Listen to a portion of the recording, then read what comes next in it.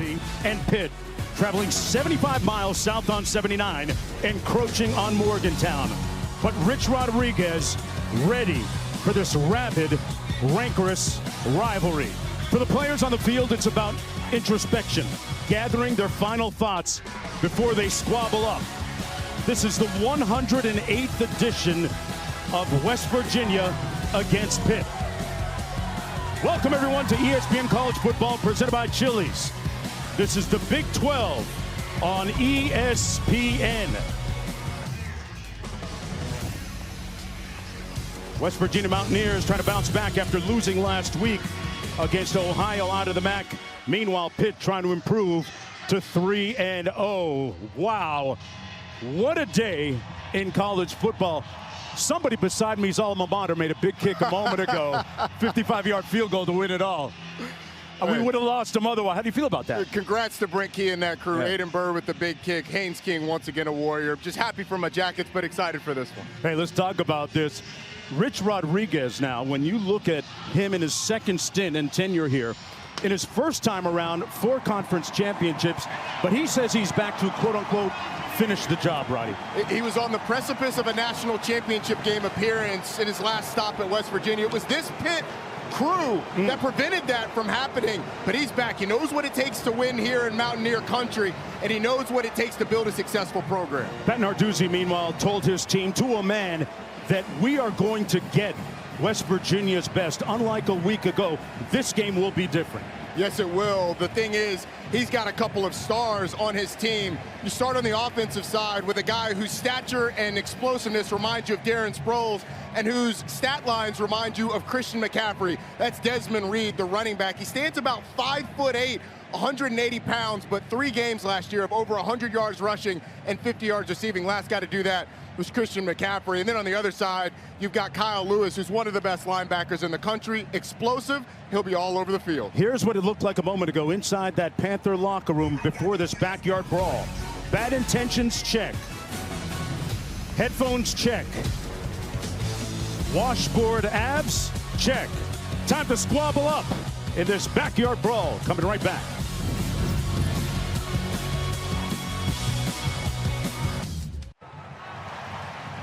Welcome back, everyone, to Morgantown, West Virginia. For the 108th edition of Pitt against West Virginia, you saw that sign. Yes, this is a rivalry where projectiles are sold separately. Pitt comes in 2-0, West Virginia at 1-1. And West Virginia looking at a potential carousel at the quarterback spot tonight, one of the prevailing storylines.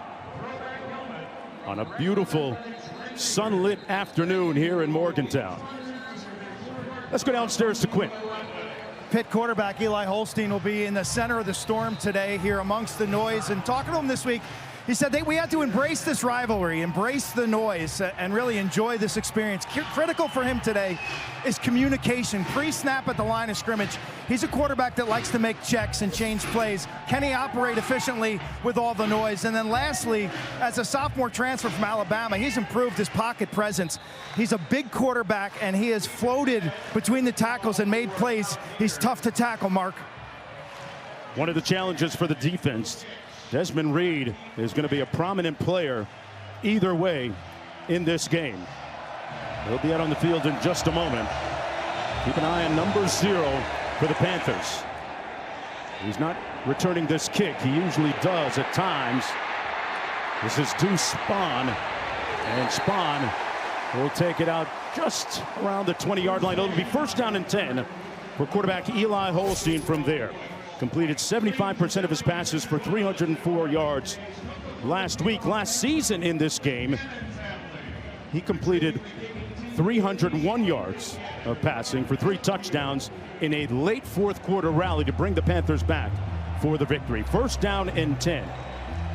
Eli Holstein, a big quarterback. You mentioned the communication going to be huge, but he has really improved his decision-making and comfort in this Kate Bell offense. Kate Bell, the second-year offensive coordinator. Tight end in motion. They're going to run a little play action. Holstein will be sacked. Ball comes out. It's on the ground. Mountaineers couldn't scoop it. They had an opportunity. Instead, the Panthers recover. But a huge hit by Curtis Jones Jr. to spring that ball loose. Well, Curtis Jones Jr. goes underneath the tackle, through the block of Desmond Reed, wraps up Eli Holstein, the ball ends up on the ground. West Virginia had a wonderful chance to pick it up. Like one of the secondary members. Wow. Had a chance. That would have been Kakura Tarnu. Had a chance to pick it up and maybe score a touchdown. Hit fortunate to end up with that one. Loss of 11 yards sets up a second down and 21. Back inside the 10-yard line, Holstein had a man in the middle of the field. Down the sideline, open, but overshoots Desmond Reed. So in a blink, it's going to be third down and 21 to go. They had a matchup for Desmond Reed. He's matched up on the linebacker, Ben Cutter. And as Eli Holstein escapes, Cutter's eyes were in the backfield. He goes down the field. These third and longs, West Virginia has to get off the field. These first 3 snaps, West Virginia's played a little bit of a different defense than they've shown consistently over the course of the year. And it's got Pitt in a situation where they're going to have a tough time picking it up. How so different? The 3 down linemen, 3 linebackers, and 3 safeties deep for this West Virginia defense.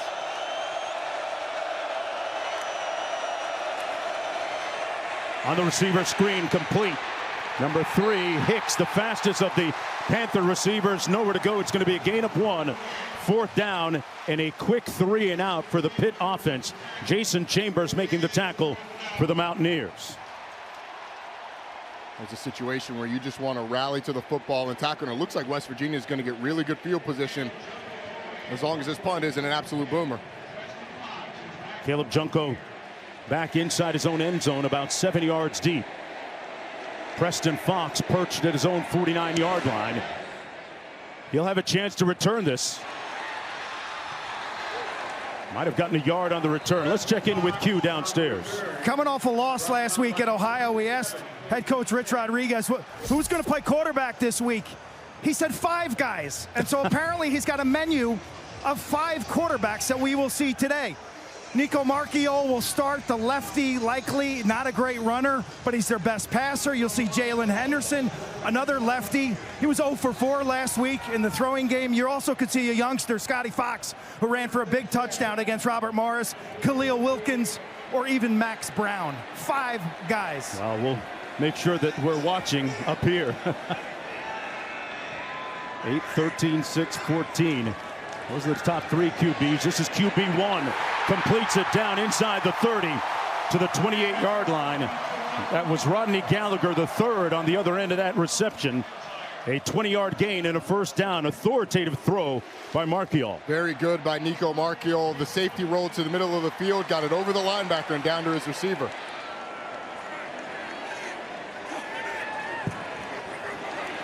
That pass incomplete at the 31-yard line.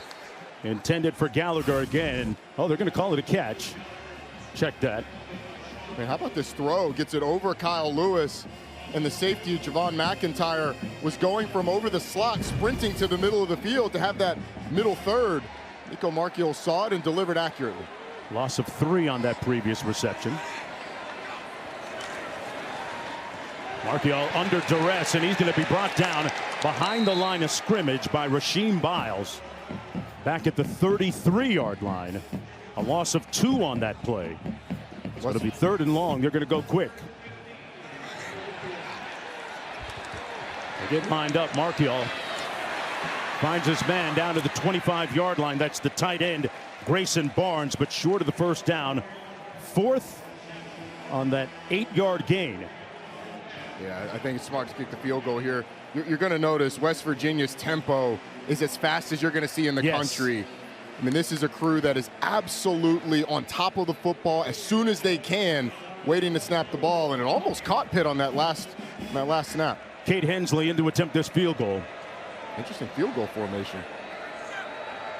They must have heard you. They shift. This one coming from 44. And that is a line drive that does not make it.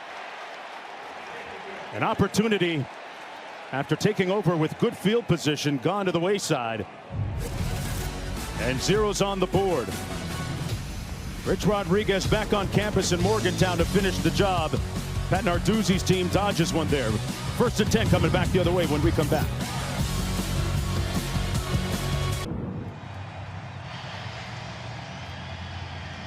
Welcome back, everyone, to Morgantown, West Virginia, as we take a look at today's impact players. Brought to you by Chili's. And this is a nice matchup, Roddy. It really is. Desmond Reed, talked about him in the open, is going to make an impact running the ball, catching the ball, and in the punt return game. And then on the other side, Fred Perry, their versatile safety, could get matched up with Reed in the passing game. That's Reed in motion into the backfield. Off the RPO, the pass complete to the 29-yard line. Raphael Williams, a.k.a. Poppy, with the reception for 3 yards. Pitt going to use tempo as well. This could be one of the faster games we've seen tempo-wise. Holstein taking a look. Now checks down to the near sideline. That's Poppy again, who, in his own words, he's always telling Holstein, I'm open, man. I'm open. 7-11. He's always open. I don't close. And he's been open on the pass, too. Eli Holstein has made nice deliveries. 11-yard gain on the play. Out to the 40-yard line. They fake the jet sweep and hand it off to Reed.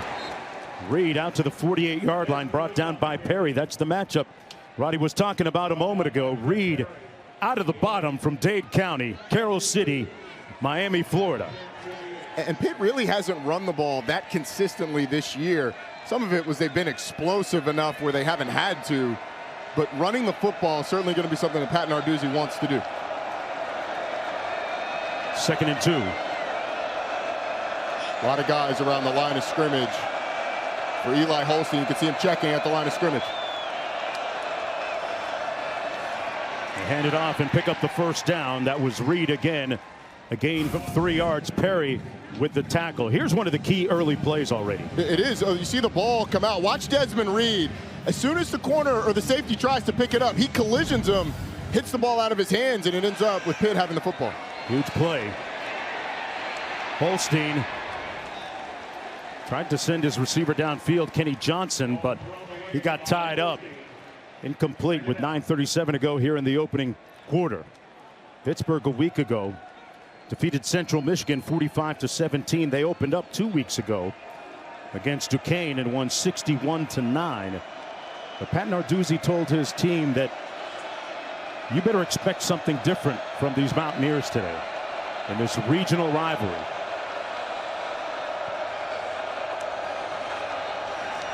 Holstein gets it out quickly. That's Johnson. Had a blocker out in front of him. Number 82, Malachi Thomas. Jason Chambers coming up from his corner spot to make the stop. It's just a really nice job by Pitt using motion to create leverage. When Johnson motions in, the safety Darian Lewis comes in as well, but Lewis doesn't redirect and get back outside the box, and it creates a 3rd and short where Pitt's going to be able to run the football if they would like. 3rd and 3. Holstein hands it off. Reed, slick move outside. He hit the Mountaineers with a little sauce there, but there's a flag down on the play. At about the 39-yard line, looks like it's a hold. It's going to be a block in the back, I think, on Blue Hicks. That 7-yard gain going to be wiped out. Offense, number 3, 10-yard penalty, 3rd down. Well, Desmond Reed's going to bounce this ball outside, and Blue Hicks is going to come and throw a block when he doesn't really have to. It's going to look like Desmond Reed has the edge on the corner, but Blue Hicks comes and pushes the corner, Jordan Scruggs, in the back. I think Reed would have been able to make that bounce, and even if he isn't, as a receiver, you got to give your running back a chance. That 3rd and short now becomes a 3rd and 10. This will be a heavy pass situation. Question for West Virginia, do they bring pressure, do they drop numbers? Holstein with time, fires, and it's incomplete, intended for Johnson. Sets up a 4th and 10. So the Mountaineers defense going to get off the field here, it appears. Had him open too. Yeah, he did. He had a couple of guys open. Kenny Johnson just not able to wrangle it, but he had Poppy Williams, who says he's always open. He was open over the middle of the field. Came right in the vision of Eli Holstein, decides to throw it over the top to Kenny Johnson, and it's incomplete. Caleb Junko with a Average of 45.6 yards per punt. Fair catch called at the 9 by Preston Fox. Mountaineers, a little over 90 yards to go. Sometimes you're on the right train, but the wrong track. All aboard. Mountaineers with the ball when we come back.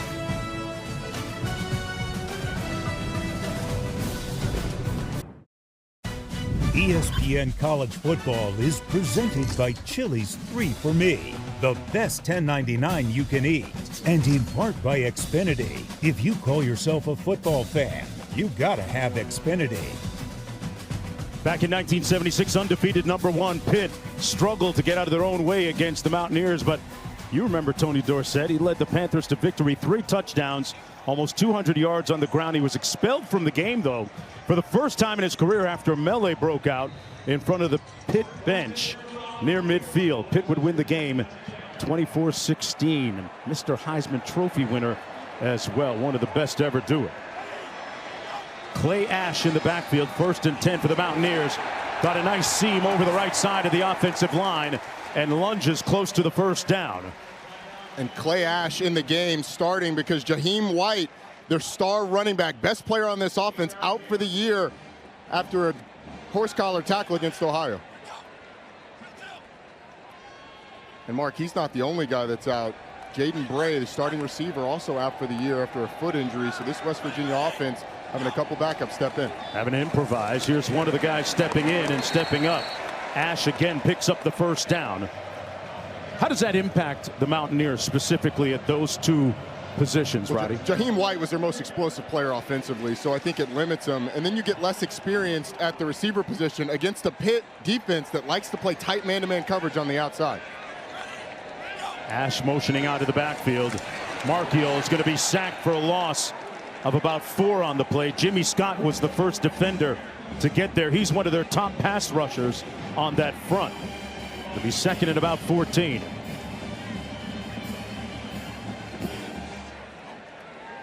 This is, we told you about the tempo earlier. This is on average 26 seconds between plays. That's real time.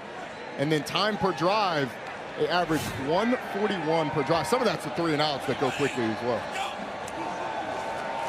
Marchiol sacked back to the 14-yard line. A wonderful insurgence on that front line from Francis Brew. A loss of 5. Pitt has always had a bunch of those guys up front historically that can rush the passer.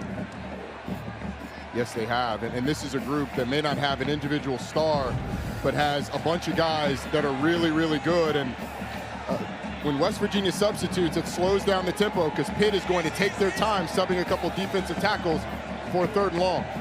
Francis Brew summoning his inner Hugh Green on that last sack. I remember the cover of Sports Illustrated. Hugh Green on the cover with his jersey. I mean, I think the caption read, "Baddest cat in the land." That's what Pitt brings in this rivalry. Back after this.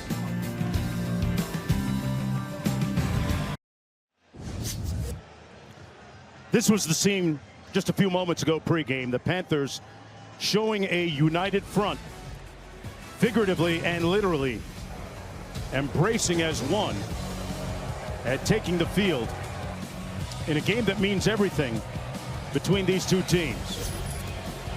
And this is what Kyle Lewis had to tell us a little bit earlier in our meetings. He said, we feel like here at Pitt we've got an actual brotherhood, and that says a lot in a day and age when players have been very transient along with coaches. A sack back at the 5-yard line by Blaine Spires. And that's going to bring up a 4th and long for the Mountaineers.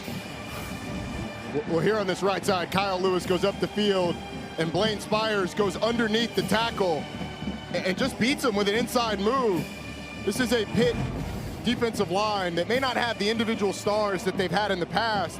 When you look at Jimmy Scott, Blaine Spires, Joey Zielinski, Zach Crothers, it's a really good group that can get after the passer. Shot a punt from the back of end zone, and Aaron Snap did a fantastic job just to corral the snap and get off a punt, which takes a propitious bounce across midfield and into Pitt territory. Wow. a tenuous position that time a moment ago. What a great catch here by the punter, Oliver Straw. Unbelievable. That needs to be on You Got Mossed. It really does, because it saved 2 points. One-handed. And then he got the bounce to give Pitt decent field position, but certainly not as good as it could have been. That could have been an absolute disaster for West Virginia. Q, the Australian, did a nice job. Well, Aussie rules football. It's more than just punting. It's also ball handling. They can kick righty, they can kick lefty, they can catch everything. That was an amazing play. Great athlete.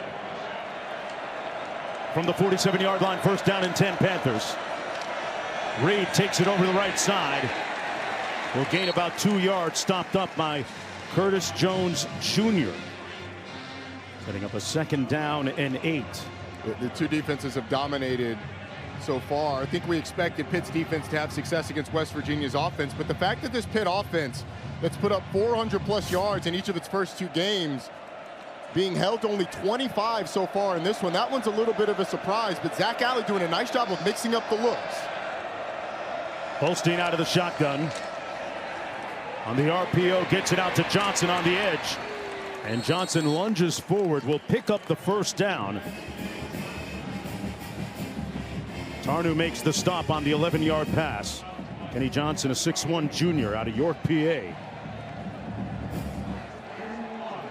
Pardon me, he was short of the first down. 3rd and short.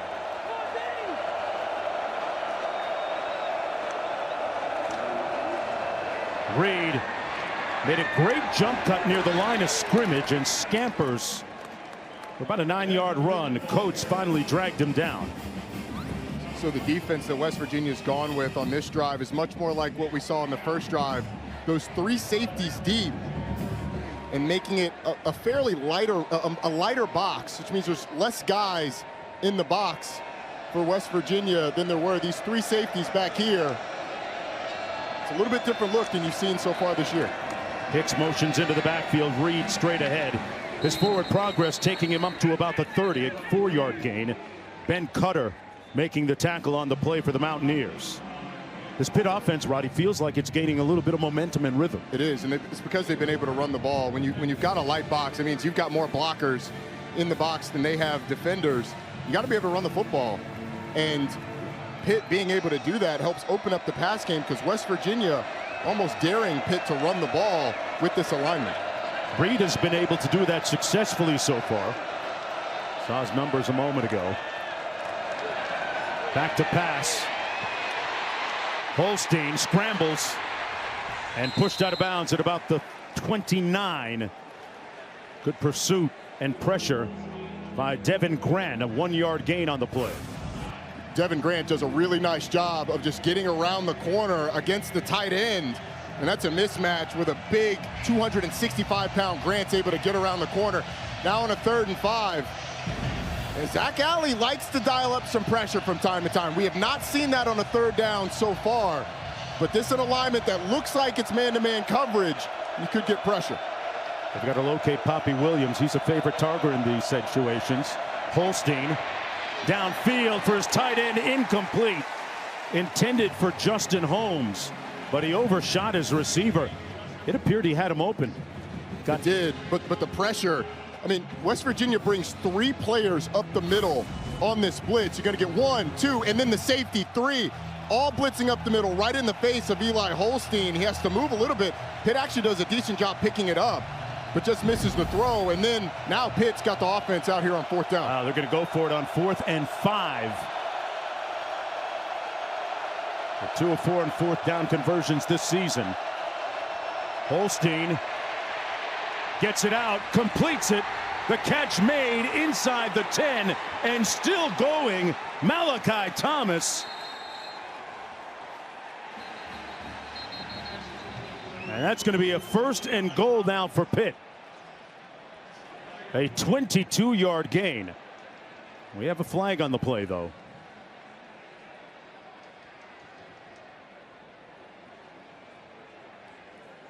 Boy, Malachi Thomas carried a few defenders for a few yards. The result of the play is a 1st down. After the play, personal foul, unnecessary roughness, offense number 56, 15-yard penalty, 1st down. So on the center, Lyndon Cooper getting involved late in the down. But what a play by Eli Holstein. Fred Perry brings pressure. Here you get a look at Cooper. He can't dive on the pile. We have our buddy Matt Austin here. Matt, tell us why on this call. Well, yeah, that's a good call. You can't come in that late. We've got fouls now for a blindside block. The runner was already down. He came in. He tried to push the pile. He got there a little late. As Roddy said, you just can't dive into people at the pile and try to pick guys off. I appreciate you having my back, Matt. Thank you. Approaching 2 minutes to go in the opening quarter. Panthers backed up after that first down. Holstein going to be sacked back at the 27-yard line. The ball coming out, or was he down first? That's going to be the second time we've seen it squirt out.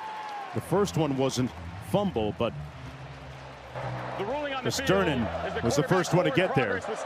Second down. But the second down. Yeah, it looks like ball's out. Yeah, it did. Question is, did you have an immediate recovery? I didn't see who ended up with that football, but the ball is clearly out. Who ends up with it at the end? Gouveia, number 66, appeared to be a little casual about picking the ball up. He might have thought it was whistled dead. 2nd and 14 as a result.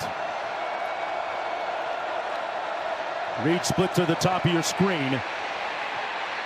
Middle of the field, incomplete, intended for Poppy Williams. And it sets up 3rd down and 14. I'll tell you what, Mark, the pressure that West Virginia is able to get on Eli Holstein should be concerning for Pitt. I mean, he has been under constant duress, whether they brought pressure or not. 2 plays ago, Vesterinen just powers through the center to get in the lap of Eli Holstein, causing the fumble. And on that last play, he's having to move up in the pocket. I would say that's an area of concern so far. Duly noted. 10th play of the drive coming up. Holstein gets it out. Reed rocked at the 25 and stopped. Well short of the first down, picked up 2 yards. Michael Coates Jr. with the tackle. And under a minute to go in the opening quarter this time, Pitt will bring in the field goal unit. Trey Butkowski will come in. Made a 43-yarder last week. 1 of 1 on the season. This one also coming from 43 yards out.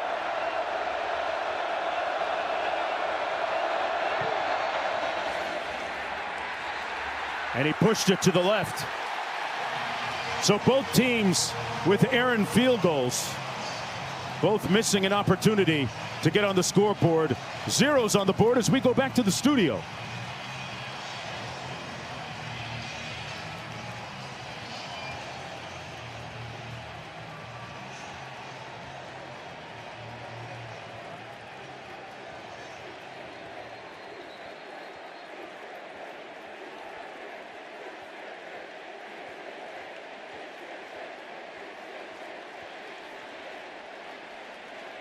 All right, Matt, back here, and Nico Marchiol still in at quarterback. We have yet to see either Jalen Henderson or any of the other quarterbacks.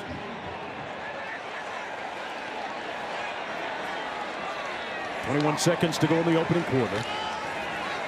Handoff and a crease up the middle, out to the 37-yard line. A nice sprint by Ty Edwards. It's a really good job by the 2 pullers from the backside, opening up a hole. And Ty Edwards just gets right through it. A guy who they're getting up to speed, 6'2", 225 pounds. That's the end of the first Big quarter. back going downhill, and man, we got a defensive brawl here in Morgantown. Last year, this game ended up in the mid-30s scoring-wise. They got a long way to go to catch up. 15 minutes in the books in the 108th edition of the Backyard Brawl.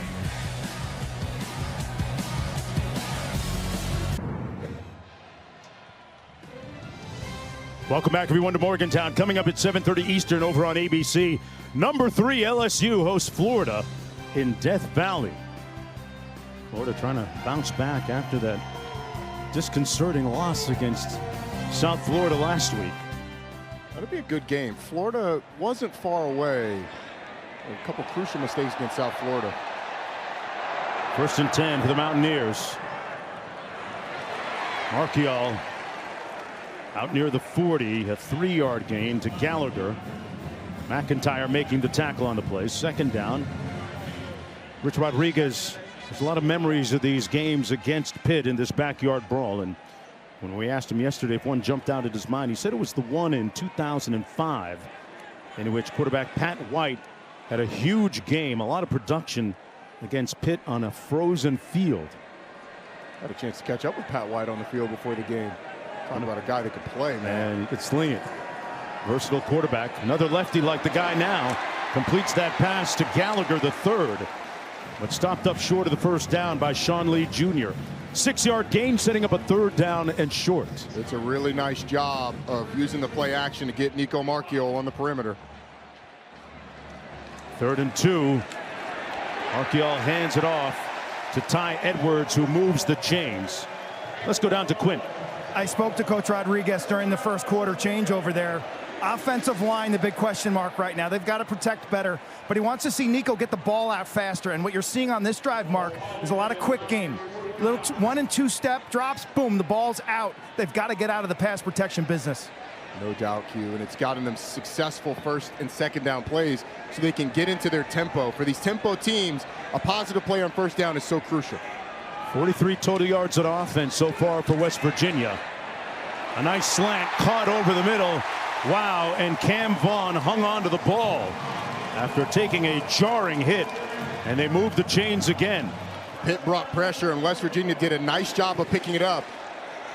18-yard gain on 1st and 10. Edwards. Interminable energy out near another Mountaineer 1st down inside the 25. How about the strength of Ty Edwards to break tackles and get positive yardage? Up at the line and snapping it quick. Edwards stopped up right near the line of scrimmage. Took a bit hit from Rasheem Biles, who upended him. Then Brookins came in to clean it up.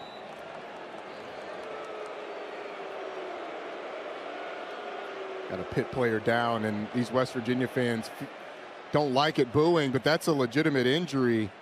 Like Sean Fitzsimmons, I believe, on the ground. It appeared to happen before the ball was spotted, Roddy, which is a big point. I mean, it was right this after year. the play. He didn't even get up off the ground. Point of emphasis, of course, if you're reminded that they're trying to cut down on spurious injuries, fake injuries this year. It's actually Zach Crothers, the defensive end, 5, not Sean Fitzsimmons, 55.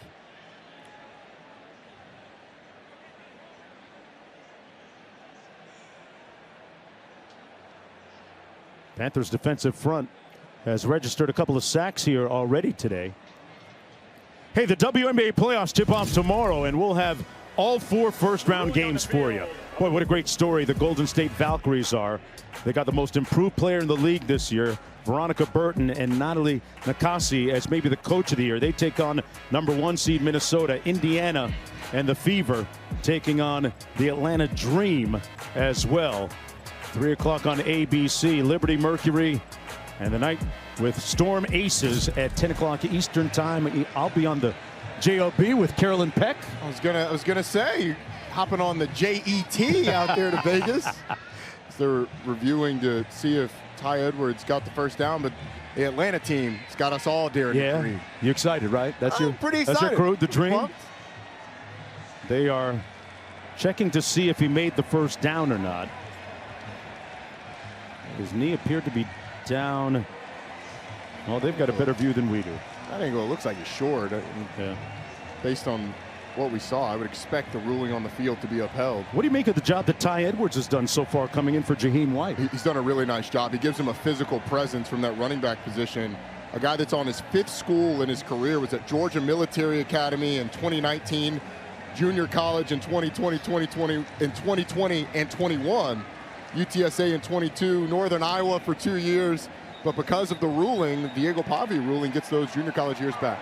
After review, the runner made the line to gain. It's 1st down at the 23-yard line. So Edwards got the 1st down. 4 rushes for 25 yards so far for him. I'll pay you to wear a hat like that, Roddy. The one with I'm not going to say there's not a price. I think that thing's alive on top of his. But it's going to cost you. Nico, meanwhile, yeah, that would look good on you. Give me a little Kangol version of that. I don't know if they make those. You got to have the raccoon face on there. Custom, baby, custom.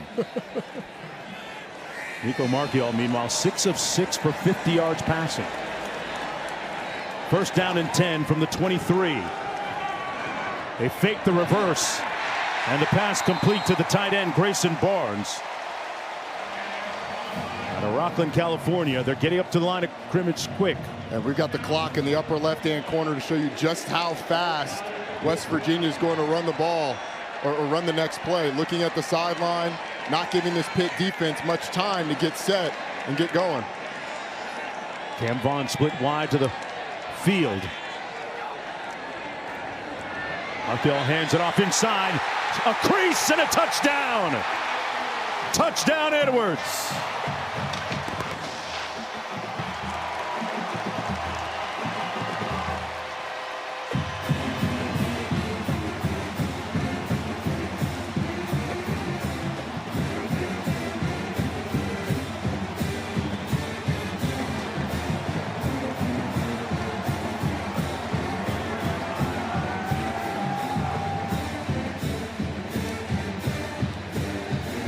Ty Edwards with his first rushing touchdown of the season. And it feels like the party just got started here in this backyard brawl. In the 108th chapter, Edwards summoning his inner Pac-Man Jones. Pac-Man would be proud. 7-0 Mountaineers when we come back.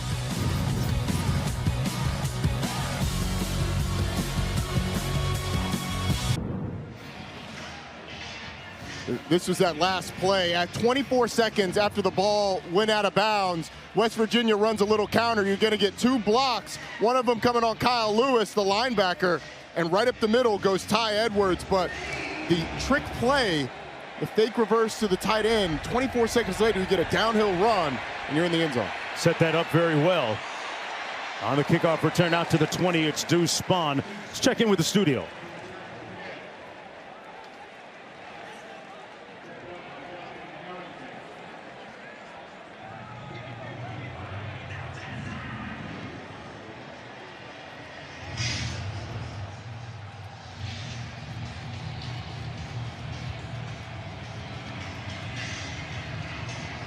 Wow.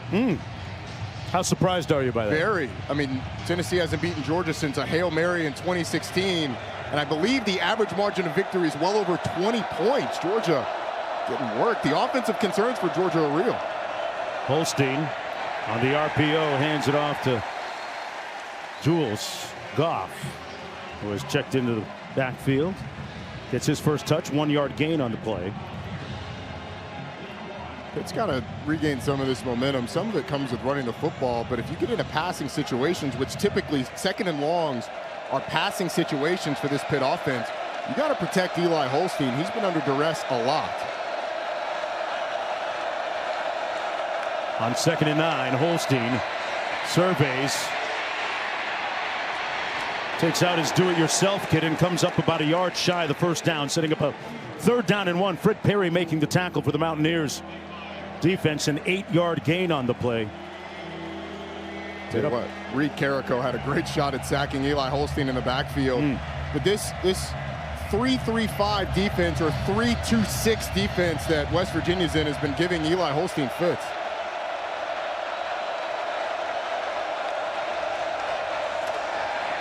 Holstein got it out under duress again.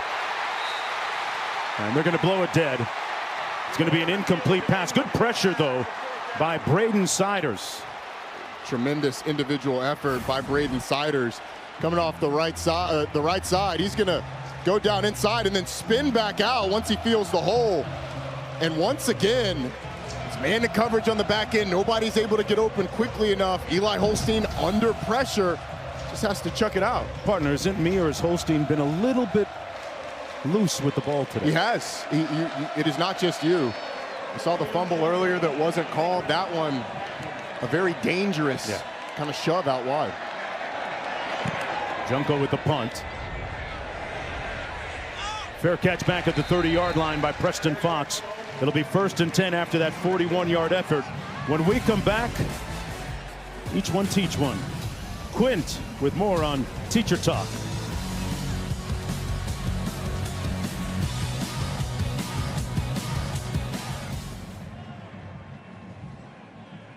Teacher in the classroom. This is why, in honor of Extra Yard for Teachers Week, ESPN is celebrating the role of teachers, and they're dedicating to supporting student development. On behalf of the College Football Playoff Foundation and ESPN, we recognize passion, commitment, and the work that goes into ensuring students succeed. We donated $1,000 to Sherry Skotnicki at Cheat Lake Elementary School, which is nearby here in Morgantown. Colin McBee, who's a tight end for the Mountaineers, was your student, Sherry, when he was in 1st grade, and you must have made a huge impact. How'd you do it? He was a good kid. He always listened, and obviously he remembered what I taught him. So I feel so honored to get this, like for him to remember it all these years later. So very thankful. Sherry is our winner. Belinda is the principal. Education and this $1,000 will go a long way in the classroom.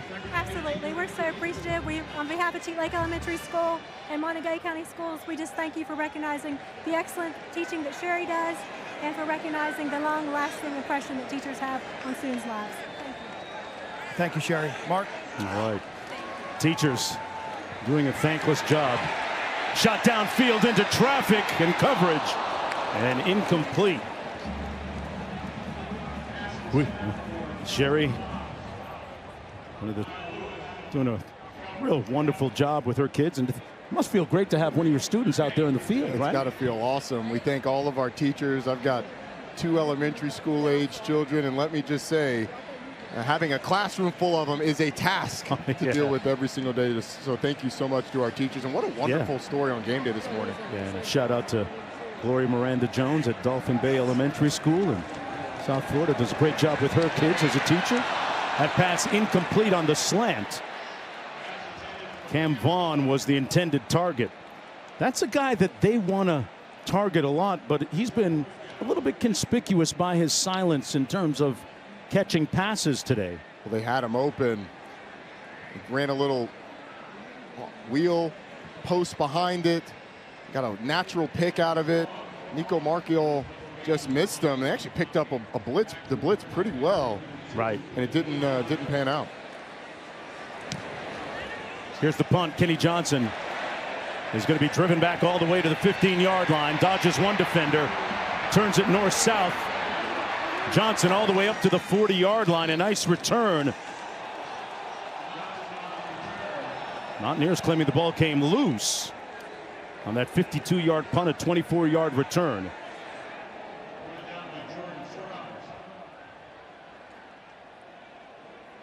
It'll be 1st down, Pittsburgh.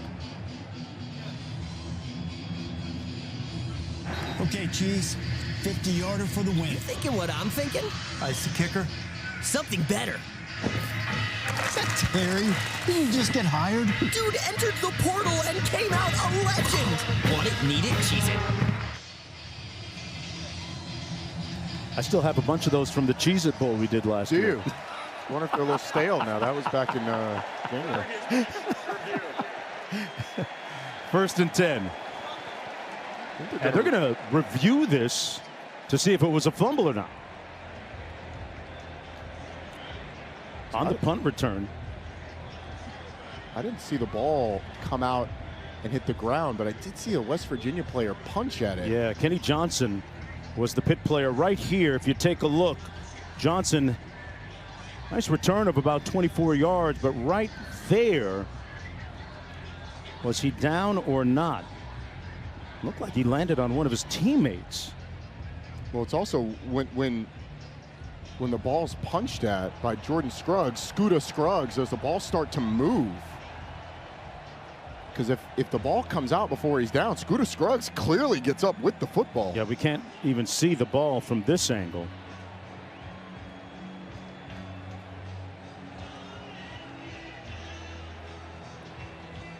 Nothing definitive about that shot. No, certainly not. But the ruling on the field is that the ball carrier was down already.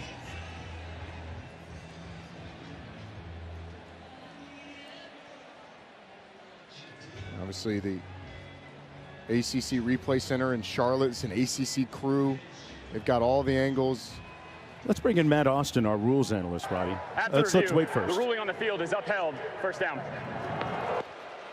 Yeah, Mark, I don't think they could have done anything. I didn't see a single view that they had. You're right. They showed the ball. Originally, it looked like it started to move when it was punched, but then you lost sight of it. You don't know if he lost control then or ever. So I think that's a good uphold. All right, Matt, and it'll be first down and 10. Pittsburgh, after putting up 45 points on the board last week against Central Michigan, has not scored yet. Under 10 minutes to go in the first half. Holstein finds his target at the 47-yard line. That's Deuce Spawn. And Deuce moves the chains. Picks up the first down. Former Florida State Seminole picks up 16, Roddy. This is a really nice job by Eli Holstein. The pocket is completely collapsing around him. He's getting squeezed and still delivers an accurate ball down the field to Deuce Spawn. From the 45.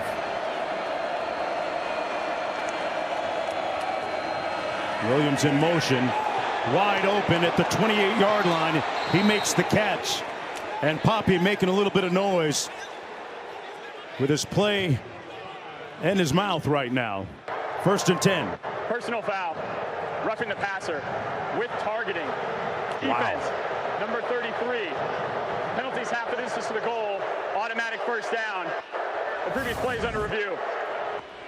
Roughing the passer with targeting, Roddy. Yeah, you're going to see right up the middle, Ashton Woods. Eli Holstein delivers the football, and the quarterback is a defenseless player in that scenario. So all you need is forcible contact to the head or neck area for it to be targeting. It's a high hit. I would say it's pretty forcible to the head or neck area. Matt, what do you see there with the targeting and the personal foul roughing the passer as well? Well, as you said, Roddy, this is definitely a high hit, which does rise to the level of roughing the passer. The fact that there was an upward launch at the end, he was attacking with force with that upward thrust and the blow to the head, as you said. I think this is definitely targeting and should be upheld. Yeah, that upward thrust that you were talking about, that's the indicator needed for it to be considered targeting. Rich Rodriguez fired up. An interesting, good distinction by you, partner, to say that the quarterback is considered defenseless too, right? Yeah, when he's in a passing posture, right. He certainly is. Protect these guys. And the coaching point for Ashton Woods is if you bring that target zone where you're going to hit the quarterback, if you bring it down 6 inches, hit him in the sternum, then I think you're good on both fronts, because it wasn't a late hit on the quarterback. It was just high, which gives you the roughing the passer. And then the targeting is, hey, is there an indicator? Is it to the head or neck area, which I think in this situation it is. After review, there is a personal foul with roughing the passer with targeting. Defense number 33. Penalties half the distance to the goal. Number 33 is disqualified. Yeah, I think that's a good decision by the replay booth. That was definitely a hit to the head, and there's, you got to get that hit out of the game. Well, that's going to move the chains and the ball quite a bit for the Panthers, still looking for their first score. Ashton Woods, a reserve linebacker for this team, but plays a lot, especially with Chase Wilson, got banged up a week ago. He's been playing in this game, but maybe not as many snaps as we are accustomed to seeing. So now Reed Carrico in the game along with Ben Cutter, number 15 at linebacker. From the 12, first and 10.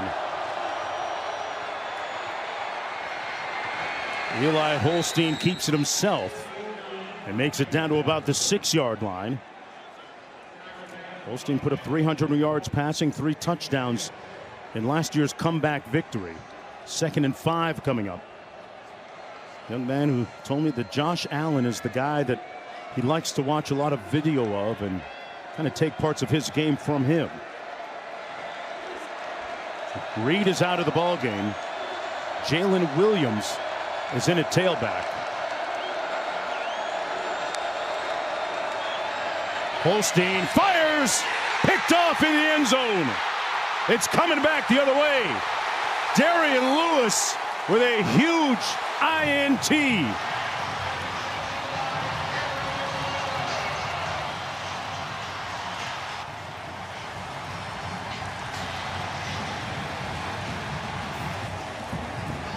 West Virginia's 4th interception of the season, and a costly turnover for Holstein.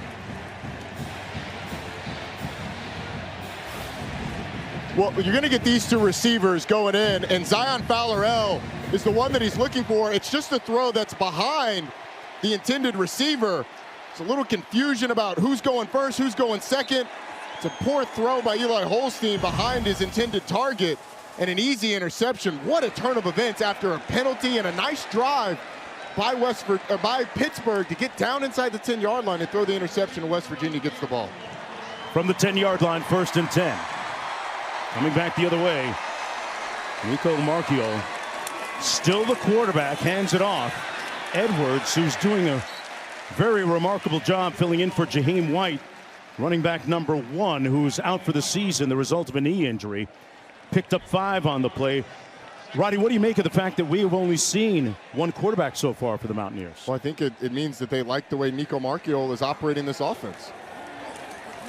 Hands it off on 2nd down. Nowhere to go that time. Marchiol came in a couple of seasons ago for Garrett Green, who was injured, and managed the game well enough for the Mountaineers to win. Mark, I think the reason that we've seen Marchiol is he's hit most of the layups. The thing is, he's got to take care of the ball in these situations. He's looking at 3rd and 6 here. Tries to take off, is going to be brought down at the 17-yard line by Nick James. And that's going to be a 2-yard gain on the play and a quick 3 and out. Francis Brew with great pressure on Marchiol on that last play. And a good quick change, sudden change stop by this Pitt defense to get the ball back to their offense. Interesting that Desmond Reed has not been on the field for the last 2 punt returns or the last 2 possessions for Pitt. Kenny Johnson with the catch back there eschewed the fair catch call and is brought down immediately at the 42-yard line. Rich Rodriguez right now is hotter than July, even though his team is leading by a touchdown. Gritty Iron City football, and we are going to kick them in the mouth for 4 quarters. It's going to be electric. Damn chance! They don't care! They're done! Welcome back to ESPN College Football, presented by Chili's, here from Morgantown, West Virginia. You're looking at Desmond Reed, RB number 1, the tailback, but he's been on the sidelines for the last couple of series. Quinn Kesnick down in the field monitoring that situation. Right now it's Jules Goff at tailback, and we've got some linen down in the field. You can't have that coming out of a timeout. You think? You got a stoppage, media timeout, and you get a procedure penalty because the center snaps the ball when you've got 2 guys in motion. False start. Offense. 11 players were never set for the full second before the snap. 5-yard penalty. 1st down. There have been some flashpoints already here in the 1st half. There was an INT thrown in the end zone by Holstein. He's been sacked a couple of times, and a missed 43-yard field goal by Pittsburgh. Pitt came in favored in this game, but this defense from West Virginia has had them on the back foot. Jules Goff in the backfield.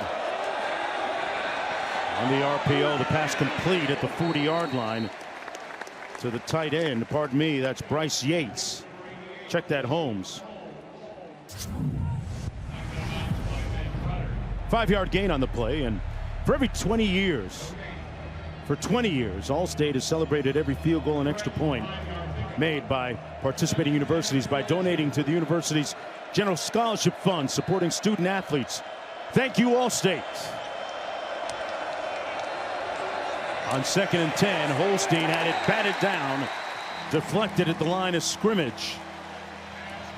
Eddie Kelly Jr., transfer from Mizzou, with awesome length and experience, and he jumps off the page at you at 6'6", Roddy.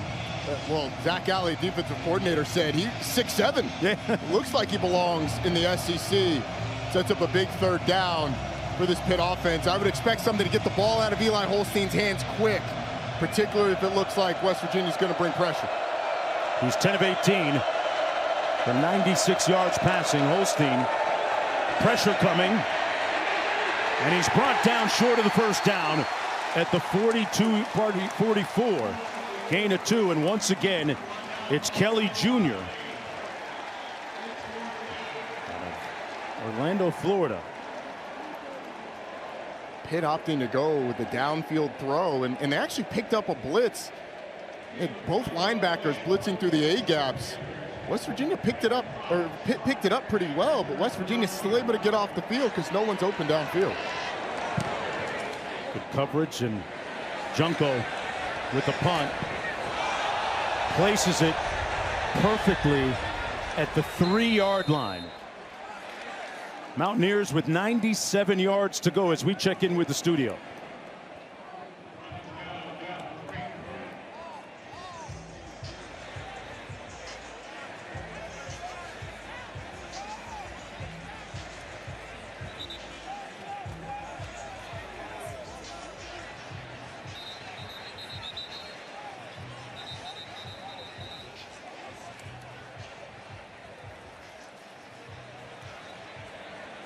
Hey, what about Arch Manning? What do you make of all the discourse around him so far? I think he's a young quarterback, and like young quarterbacks, had a tough week 1 assignment on the road at Ohio State. Needs time to develop. He's incredibly talented, but you got to ask for something that people don't have nowadays. Patience with Arch Manning. He's going to improve. Saw him last year. He can turn it around in a hurry. Out of the end zone, Edwards got around that left side. A decent gain. Braylon Lovelace making the tackle on the play. Edwards picks up 6. Javon McIntyre, the safety, had a chance at Ty Edwards in the backfield, but 225, stiff-armed 195. Got a nice gain on 1st down. Simple physics. On the counter, Edwards with a 1st down, bouncing it outside now. And Edwards pushed out of bounds. They're going to spot it at the 36.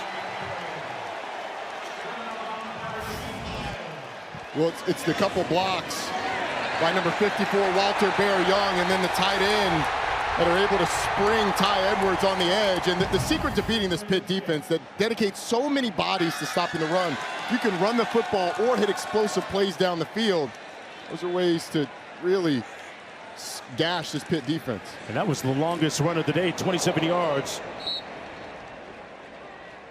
Bowers that time up and over. Picks up a couple of yards.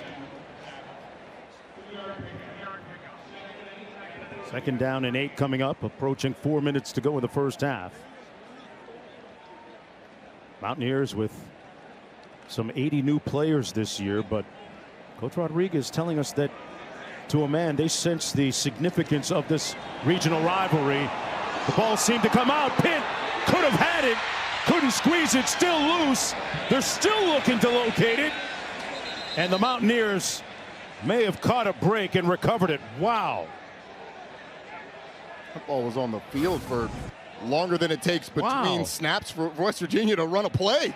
Bowers kicked it out of the hands of his own quarterback, Marchio, right there. And that's where the fun began. Starts with the low snap. Oh, geez. What was Braylon Lovelace doing? Just hold on to the ball. That's why he's playing defense. Yeah, no kidding.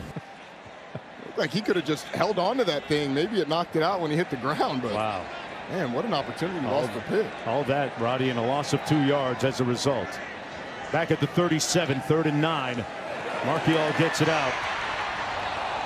Ash with the catch. Marquez with the tackle. 3-yard gain on the play. And 4th down coming up. There's a flag down in the field as well. I think it's just a mouthpiece. And I'll tell you what, West Virginia was about 1 block away from hitting their head on the goalpost there. And Pitt sent the house up the field. I guess they're just going to pick the flag up. Oh, it's a mouthpiece. Check that. Like you said. Here's the punt from Straw. And it comes down to Kenny Johnson with a fair catch. A little over 2.5 to go. We talk about some of the greats that participated in this rivalry. Darrelle Revis is one of the best. 2006, Pat McAfee punted the ball in the second quarter. You remember him. And this is what happened afterwards. West Virginia would win the game. And Darrelle Revis with a wonderful punt return. Yes, it was. I'll tell you what, Mark, there were a lot of blocks on that punt return that you can't throw nowadays. Saw some targeting, saw some illegal blindside blocks. The game has evolved a little bit. Football has changed. Off in the backfield, Holstein with a clean pocket, overshoots his receiver, Poppy Williams. Incomplete. What's up, Q?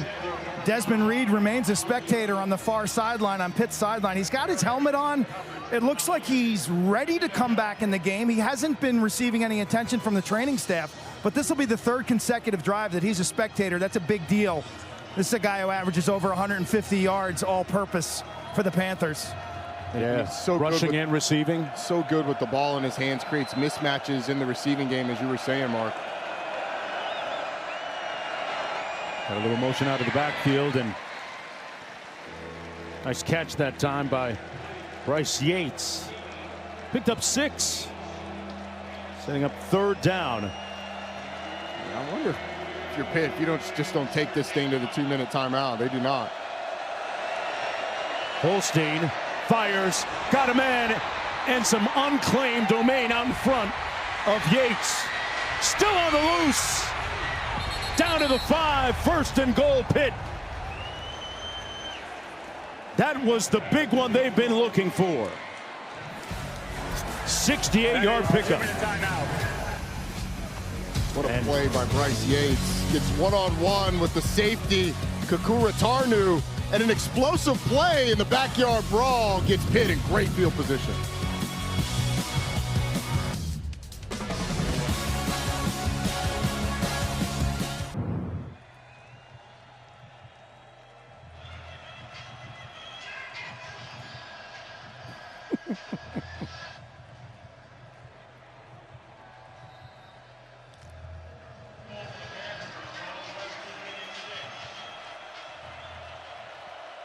All right, thanks a lot, Matt.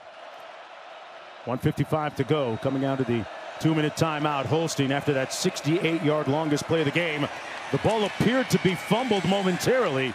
Holstein falls forward around the 5-yard line, and again, Roddy, a little bit of loose handling of the football, it appeared. Yeah, Eli Holstein pretty fortunate that that thing didn't come out and hit the ground. And he's slow to get his sensibilities back here. Yeah. That'll bring in Cole Gonzalez for a play at least. Gonzalez, a 6-foot, 200-pound senior from Gainesville, Florida, an Oklahoma transfer. Starting to warm up there with 1:48 to go. What does Pitt need to do to get this ball into the end zone and get on the scoreboard?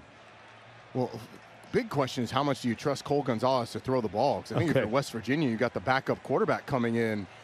You're going to come after the quarterback and try and stop the run. Desmond Reed also not in the game. We just saw an offensive lineman for Pitt exit the game as well. So you may be down one of your starters in the offensive line, down your starting quarterback, and down your starting running back. Wow. Here's a look at that last play. There's a malfunction at the junction with that exchange between him and his running back, Goff. And he immediately took his helmet off. West Virginia has elected to take their first timeout to avoid the 10-second runoff. 30-second timeout. So West Virginia, in that situation, the injury to Eli Holstein stopped the clock. That would be subject to a 10-second runoff. Right. Pitt would want the 10-second runoff. Drain the clock a little bit, try and get out of here in the next couple plays. Closer to halftime, West Virginia does not want the 10-second runoff, so they take the timeout to avoid the runoff. My partner's up on the rules, folks. He's on it. Man, I text with Matt Austin all the time. He gets me right. He gets me right. 2nd and goal coming up. big games coming up on college football today. That Miami, South Florida game that Matt was alluding to a moment ago, and LSU, Florida. Correction, West Virginia will not take their timeout and decline the 10-second runoff. The clock will start on the snap. Oh, so there you go. See, we should have brought in Matt. Matt. What's up, Matt? We were almost right, but what was going on there? Well, the Pitt player was hurt, so the 10-second subtraction would be the choice of the opposite team, which would be West Virginia. If they want to keep clock time on the clock, they just decline the 10-second subtraction. Yeah, see? No timeout necessary. This is why I should have sent the text to Matt. Matt, thanks for being there for us. 2nd and goal coming up. Ball perched at the 5-yard line.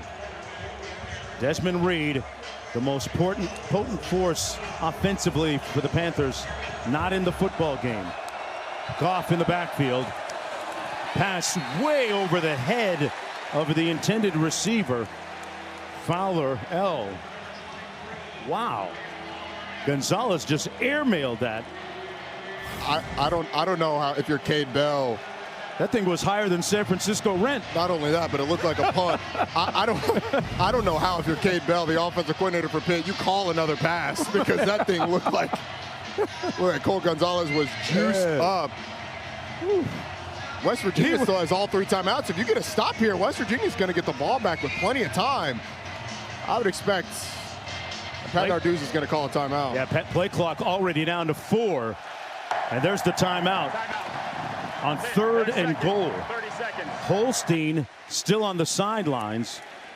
Cole Gonzalez in the football game for his 2nd play. And without Des Reed, their imperious force offensively. Let's take a look at this week's college football rankings, brought to you by Allstate. Here in week 3. What jumps off the page at you, partner? Well, that top 25 matchup down in South Florida, Miami up 7-0 in Miami Gardens, where they play their games. How about Georgia trailing 21-14? They were down 21-7. Now they've clawed back in this thing. It's going to be interesting to see how that one plays out. If you go down a little further in the rankings, Clemson at number 12 certainly going to drop out of the rankings this week. Let's go down to Q. You need a good cut man in your corner. Eli Holstein ducks into the injury tent. They tape him together, stitch him up. He's back in the ball game. Part of backyard brawl lore. On 3rd and goal, Holstein into the end zone. Boy, there was some miscommunication between Kenny Johnson, his receiver, and Eli Holstein. Holstein, and it's 4th and goal coming up. In comes the field goal unit. And I think Kenny Johnson was right on that one. They bracketed him with the safety inside and the corner outside. Eli Holstein's expecting him to run the fade. There was nowhere to go on the fade. Yeah. Eli Holstein fortunate that fell harmlessly to the turf. From the 23-yard line, Butkowski has a sharp angle, but knocks it through. 7-3 ball game with 1:37 to go in the first half. You would have to consider that a little bit of a win for the Mountaineers defensively.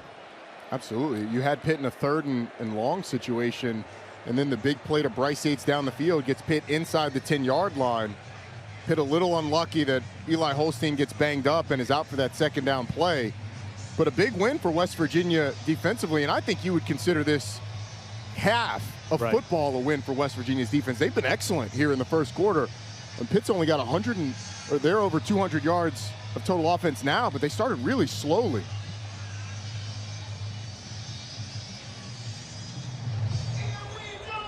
Take a look at Pat Narduzzi and what it sounded like pregame after the kick here.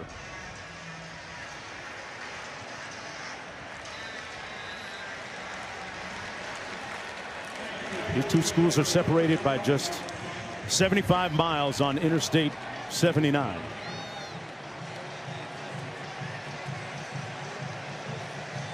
You don't want to do that drive at nighttime, though. No, I did it from the Pittsburgh airport, man. It's dark. Those roads are windy. Those country roads. Fair catch called.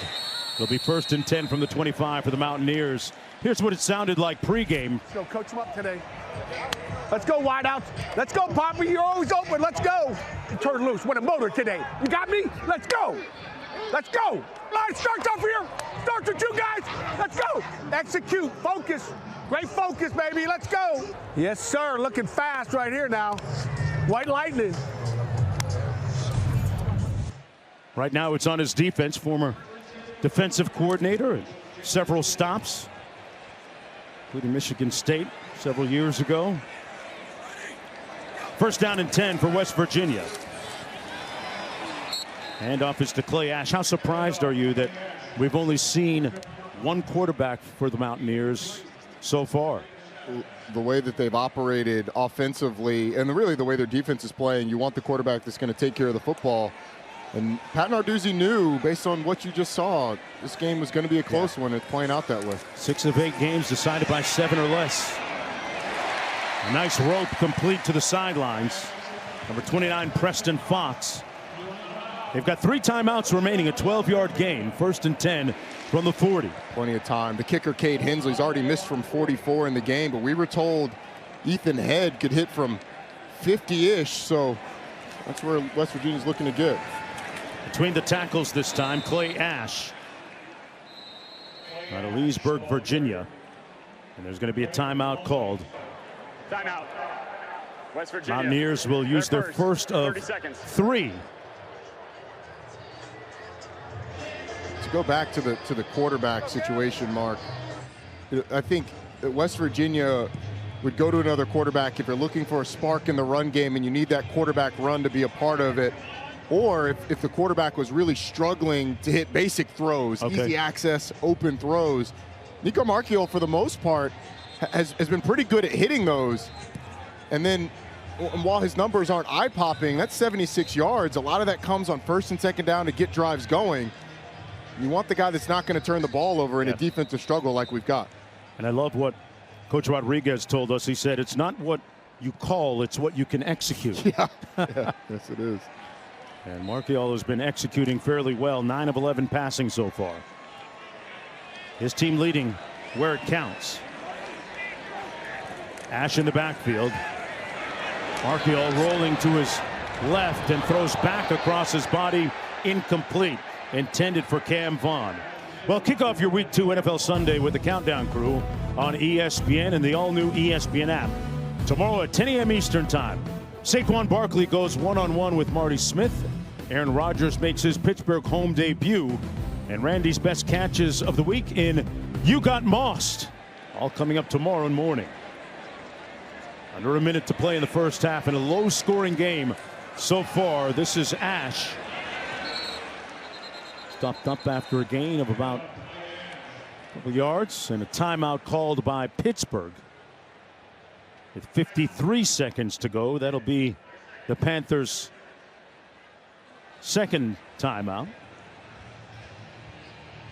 4th and 5 coming up. So what's the thinking here now for Narduzzi and Pitt? Correction, that is Pitt's 3rd and final timeout. Pardon me, that's their 3rd and final timeout.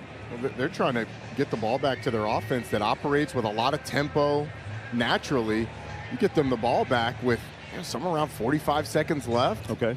You can drive down, get a long field goal, or I mean they've already hit West Virginia for one long play in the game.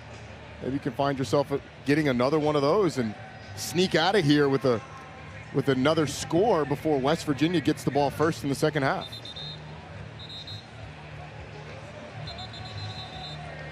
And one of the prevailing storylines emerging right now is Desmond Reed. Big weapon offensively for Pitt, has not been in the ball game for most of, if not all of, the second quarter. And on the sidelines for a while, as documented a moment ago by Quentin Kesnick down to the field. Kenny Johnson is back deep for this punt from his own 8-yard line. Junko gets it down to Johnson, who fields it inside the 10, makes it out to the 11-yard line with 43 seconds to go. A 51-yard punt, 6 on the return. Begs the question right now, how much more, or if we will see any more of Desmond Reed, one of the big variables in the ball game. He looks pretty down on the sideline. It's just a snapshot. It's not a fair one, but I mean, we have not seen him for much of this first half. Really explosive player. Their most explosive player, most dangerous player with the ball in his hands, although Kenny Johnson is as well. Goff in the backfield beside Holstein.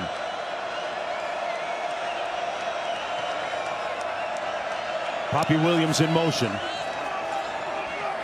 Holstein off his back foot. Throws it into traffic. Almost got intercepted. A dangerous throw. Michael Coates Jr. was right there. Boy, he could have had himself an interception here. I mean, this is served on a platter. Go up and catch the football. It's actually a pretty nice job by the tight end, Justin Holmes, of knocking that thing away, getting a mid in there. But man, that could have been phenomenal for West Virginia. But now, if Pitt throws another incomplete pass, it gets a short game. West Virginia still has 2 timeouts. 37 seconds to go. Holstein couldn't pull, sacked back at the 3-yard line. Boy, what a great surge that time by the front. West Virginia's desperately trying to call a timeout. Rich Rodriguez has been trying to call it for about 5 seconds. They finally get it. 3rd sack of the day by the Mountaineers, Roddy. He's been under pressure all first half. Reed Carrico on the blitz, finds the open space and gets in the backfield. Carrico back from injury. A force on that play. Esterinian as well, number 96 in on the play. And Eddie Kelly Jr. has had some brilliant moments defensively on that line for the Mountaineers. Please reset the game clock to 30 seconds. 30 seconds, please. They're going to reset the game clock to 30 seconds. As Rich Rodriguez was trying to call that timeout over and over and over. So they put 6 seconds back on the clock. And then West Virginia's going to have some time and maybe great field position after if they're able to prevent Pitt from getting any more yardage. We have a Week 2 Monday Night Football doubleheader coming up. Bucks-Texans started a special time, 7 Eastern on ESPN, ABC, and ESPN Deportes. The Chargers and Raiders will follow on ESPN, Deportes, and the app. NFL Live kicks us off at 3 Eastern, followed by SVP and the Countdown Crew at 5. 2 of 10 on 3rd downs this afternoon for Holstein and the Panthers. Out of the end zone. Complete, but short of the 1st down, out to the 13. Hicks with a catch and run. And 4th down coming up for the Panthers after that gate of 8. West Virginia, that was not a trivial gain by Pittsburgh. It gives them more room to punt the football. But West Virginia, with the stop and the quick stop, because of that 1st down pass, they're going to get the ball back with some time left on the clock. And if they can get a return, they may be in great field position. Preston Fox, one of their punt returners. And this, how surprised are you, Roddy, that this football game is as low scoring as it is so far? I would say a little surprised. The question was going to be, how does West Virginia's defense stack up against this Pitt offense that's been really prolific to start the year, albeit sometimes inconsistent running the football. And they've done a great job stopping the run, forcing Eli Holstein to throw the ball. And inside the 10-yard line, Pitt's had 2 trips inside the 10 and only come up with 3 points. 5th punt of the afternoon for Junko. He'll take a bounce at the 40-yard line. Clock running, and it'll stop with 13 seconds to go. Neither team with timeouts remaining. A 56-yard punt, most of it dribble. He probably wasted about 5 or 6 seconds by letting that punt hit the ground. See what Nico Marchiol can get done here in 13 seconds of play. Quarterback who a couple of years ago came on in relief of Garrett Green, who was injured. Managed the game well and led the Mountaineers to a win. Last year, the Panthers with the answer in a late comeback victory. Marchiol taking a shot down the sidelines and an overthrow with 8 seconds to go. Got a flag down on the field as well. Personal foul, roughing the passer. Defense, number 5, 15-yard penalty, automatic first down. Wow. A little bit of a gift that time from the Panthers defensively. Yeah, and it's not much, but it's not much at all. I don't like that roughing the passer. It may be roughing the passer by the letter of the law. Let's ask Matt Austin. Matt, what do you think about that roughing the passer? I don't like it. Well, from that view, I'm not crazy about it either, but you don't really have a good view when you're looking through the defender. So it didn't look like he took extra steps or anything. He was a little high, but not that high. From the 46 as a result.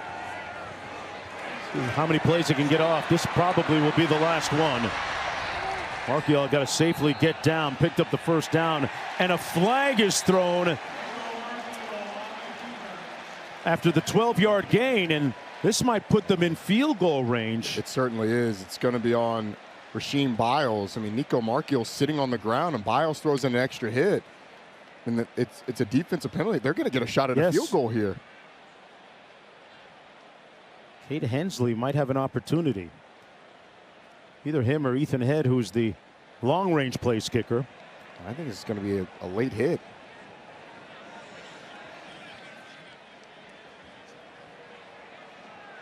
Well, you're going to get triple zeros if this is a defensive penalty. And then, Matt, you'd get one untimed down, which could be a field goal, correct? Well, it depends on the timing. If the clock was at 0 when the foul occurred, this will be enforced in the second half. Oh. If there's a second left, then they would take it now. Is that because the foul would have been occurred after the play is over? That's if correct. It's a late hit? Yeah. There's 2 seconds, so let's take a look here. There's 1 second. It had not hit 0 yet.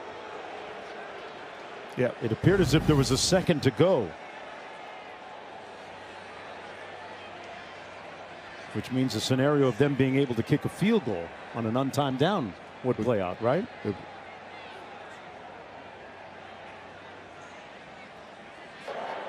The ruling on the field is that the line to gain was reached. After the play, personal foul, unnecessary roughness, defense. However, the line to gain was reached with 1 second on the clock. By rule, because West Virginia does not have any timeouts, the half is over. Explanations don't get any better than that. No kidding. Matt, what do you make of it? Well, that's exactly what the rule is. There needs to be 3 seconds or more under that circumstances for them. And when you have 3 seconds, you could snap the ball and spike it.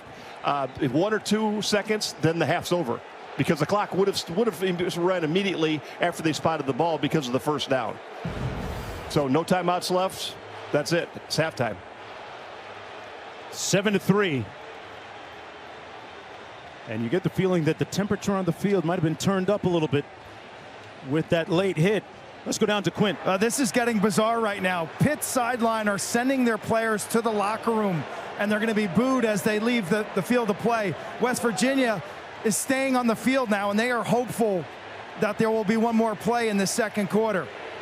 The officials are just in a circle talking, and now they're giving the signal that the first half is over.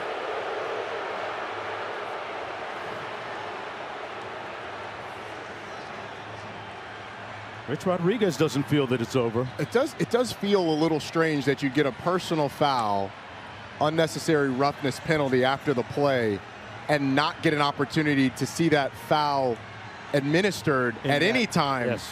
Because it has no consequence. It won't carry over to the second half.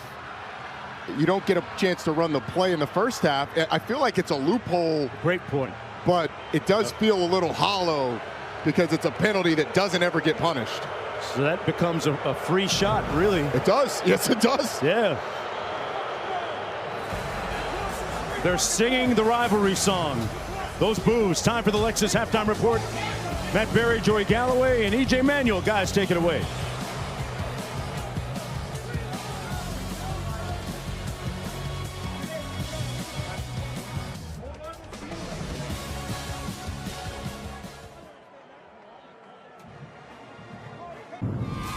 Welcome back to ESPN College Football, presented by Chili's. Aim, ready, fire. Oh, boy. 2 misses. Hey, sometimes you got to cheat the game a little bit.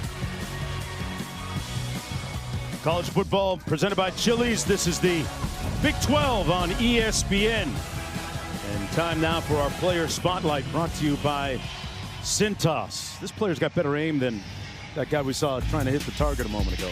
Yeah, he certainly does. Well, Desmond Reed started off showing the 8-pack, but we haven't seen a ton of them. This one, a carry early on where he finds a little bit of space on the left side.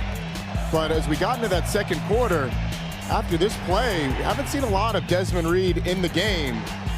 It's kind of twisted up, and that is a big loss for Pittsburgh. Not only running the football, but you saw the catch at the end. It's a big part of the pass game as well, and punt returner. Yeah, and Goff is now the running back #1. He moves up a slot. They haven't been able to get the ball to Poppy much. How do they change that equation here in the third quarter? I think first and foremost, you have to protect Eli Holstein and give him a little bit more time. But also, can you find ways to get Eli Holstein more comfortable? It looked like he wasn't exactly trusting what he was seeing down the field, but it's really the pressure. It's been all over the Pitt quarterback.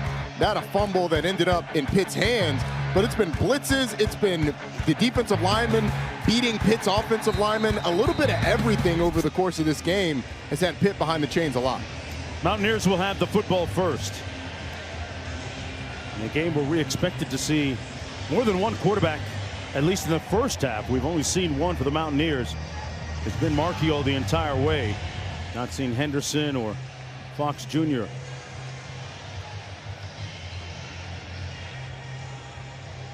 Gerard Bowie back deep.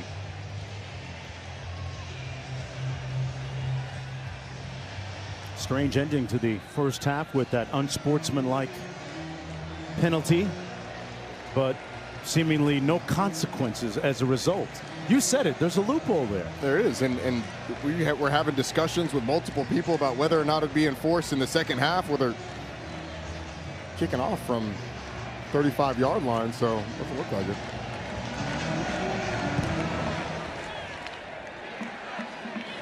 Bowie from the goal line. And a nice right turn. There's a flag down. Bowie down at about the 25-yard line. Marchiol will take the reins of the offense from there. During the return, holding, return team number 11. Penalties half the distance to the goal. First down. Let's go down to Quint. Desmond Reed of Pittsburgh is unlikely to return in this game, out with a lower body injury, and you're going to see a quarterback change, I believe, right now. It looks like Scotty Fox, the freshman from Mentor, Ohio, is taking snaps right now. This is a young man who busted one against Robert Morris, a 59-yard touchdown run. He was an early enrollee, and the fans certainly like the rookie. This is the second quarterback we're seeing for the Mountaineers. For the first time, Fox hands it off to Edwards, who is emerging as a nice force in place of Jaheim White. If you're just joining us, White out for the season, the top running back for the Mountaineers. Jaden Bray also out. And Marchiol on the sidelines observing now. This is one of their quarterbacks they feel might have the most upside, and he went up and got rocked. No gain on the play. Brookins applying the hit. Yeah, he went up and got dumped on his side on that one, but they did say he's got the highest ceiling. They love the potential of the freshman. I saw what you did there. That was smooth. You talked about upside. I think you're slick. Down the sidelines, a little bit high, incomplete. Intended for Weimer. And a quick 3 and out for the Mountaineers. Mountaineers go 3 and out in about 56 seconds. I mean, that's the downside of going fast, but Scotty Fox had that throw, ended up being cover 2. There's a space in between the safety and the corner where you can hit that receiver. Just overcooked it, threw it high, and it ends up, and as you said, a 3 and out instead of a first down. Straw with the punt. Kenny Johnson ran out of real estate on the sidelines, but the Panthers will have decent field position on this, their first possession of the second half. They'll spot it at the 45-yard line of Pitt. It'll be 1st and 10 from there for Eli Holstein after that 44-yard punt. And you talked about that offensive line trying to make him a little bit more comfortable. By the numbers, that's what it looks like so far for the Panthers. The other thing you could do for Pitt is run the football. They've got 26 yards rushing in that first half. Not a great performance there. Goff in the backfield. Tight end Justin Holmes in motion. He makes the catch. Turns north-south and is close to the first down. Great adjustment there to change his momentum from going east-west. That little motion and dump to the flat has been open a couple of times for Pittsburgh. I expect him to go back to it because West Virginia isn't adjusting much when they're in this 3-safety look to that motion, allowing an easy pitch and catch. On 2nd and 1, Goff will pick up the first down. Jules Goff last week ran 6 times for 16 yards in their win. Picks up 4 there. Holstein from the 42-yard line.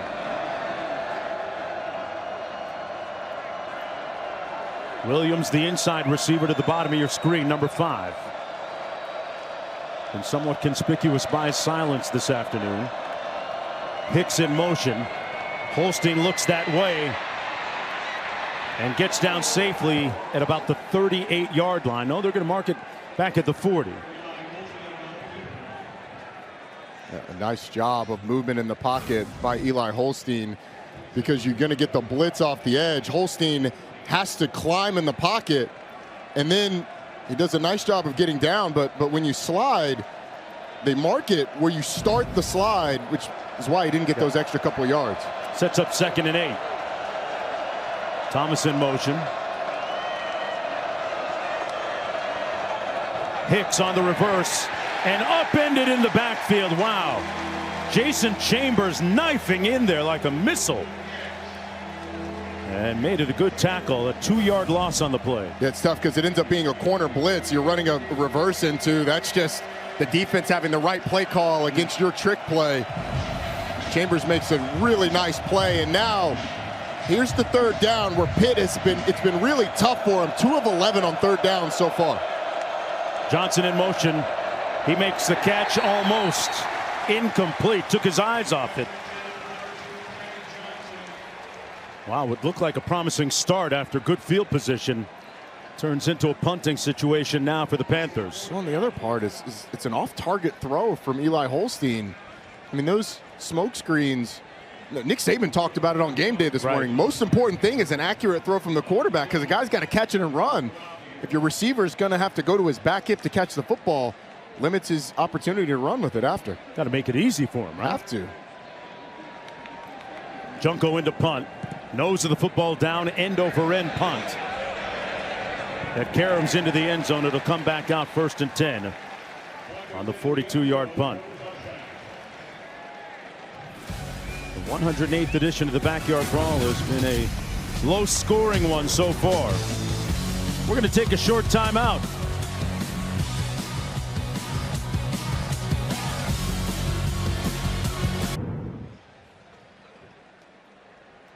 Well, there's a Taco Bell Live Más student section. Only one student section can claim the title of Live Más Student Section of the Year. Who will take home the trophy this year?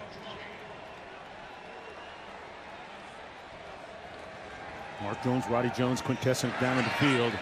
This is QB2 in the ball game now. Scotty Fox Jr., who keeps it himself, picks up a few yards. Rasheem Biles making the tackle on the play. With the quarterback switch, the question is going to be for Rich Rodriguez, how long do you want to play the quarterback position conservatively and just play this as a defensive ball game? And apparently the halftime break gave him the opportunity to talk with his coaches and put the freshman in and try and get something going, because this offense really hit neutral. Good time to realize some of that upside. Nice sweep and run by Edwards, still on his feet. Great dash. Finally tackled by Biles. 18-yard pickup. And this young man is emerging as a strong factor for the Mountaineers right now. Yeah, and he was almost at 100 yards already. They were really anticipating what he could do. This time Fox keeps it himself.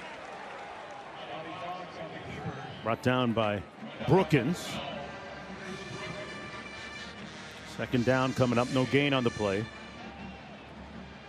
some point, Mark, you feel like West Virginia is going to have to challenge these safeties or corners down the field, potentially with Cam Vaughn, who is showing some really strong hands. You could get a look. You'd love to try and hit him deep with something. Cam Vaughn's the guy they wanted to target a lot. Fox Jr. completes it out to the edge. Smith-Brown on the way. Smith-Brown dragged down at the 3. There's the big one they've been searching for. 1st and goal, West Virginia. Brookins saved a touchdown for the Panthers. 56 yards in all. And we have an injured player, that's Brookins.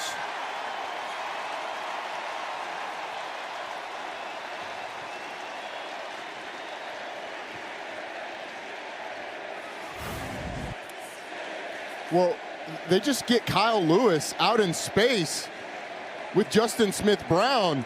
He's able to hesitate just enough to make Kyle Lewis stop his feet and then gets up the field, and it's all speed from there.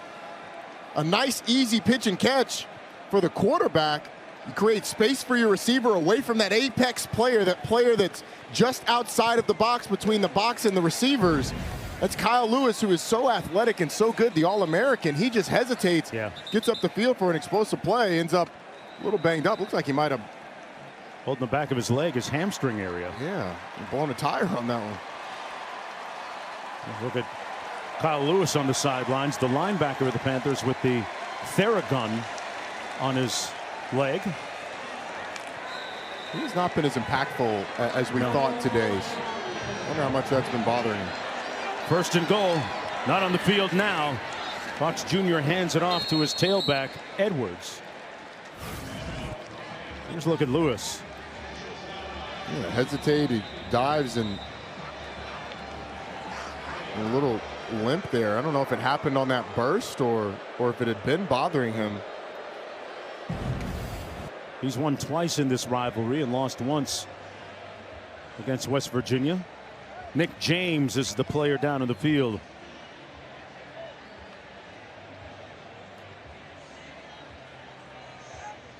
Backup defensive tackle for the Panthers. There he is.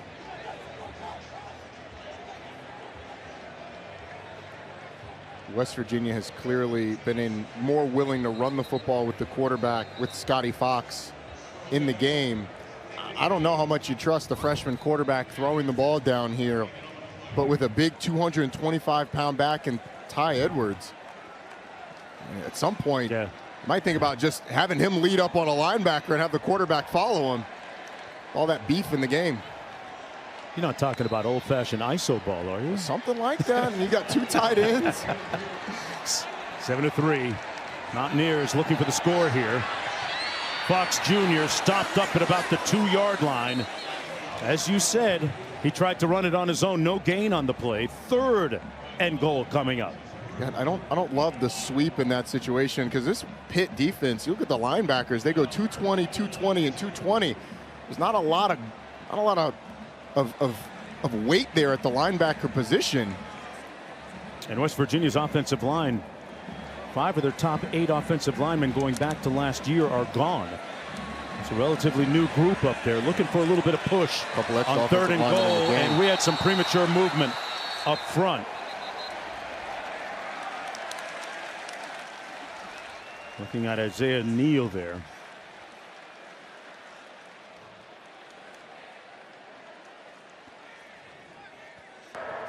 Offside. Defense. Number 2. Penalties half the distance to the goal. 3rd down. Half the distance to the goal will place the football just inside the 1. Mark, you have a couple of extra offensive linemen in the game. 2 of them lined up in the backfield, looking like they were ready to do some damage. They're in that same formation. Got the jumbo package. Edwards. Looks like there's a flag down. He got into the end zone. Touchdown. Will it stand, though?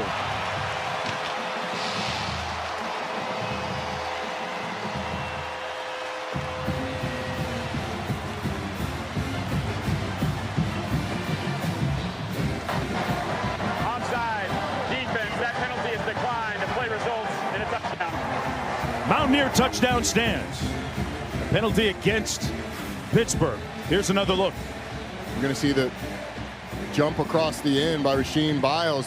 And honestly, when you're a defense backed up like that, you might as well try and time up the snap. An offsides penalty costs you about 6 inches. Right.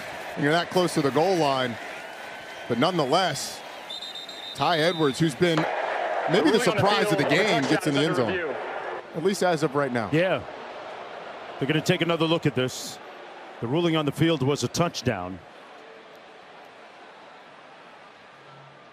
That's what happens in some of these rivalry games. You get somebody injured or out for the season like Jaheim White, and somebody else has an opportunity to emerge. And right now, that name is Deuce Edwards, number 2. I mean, it certainly looks like he's across, reaches the ball across the line and lands in there. Oh yeah. I mean, the ball's right there. We can't see where his legs are, but as his upper half at least goes down, that ball looks like it's clearly across, and it's, certainly from that angle, there's nothing to overturn the call on the field. Here's another look.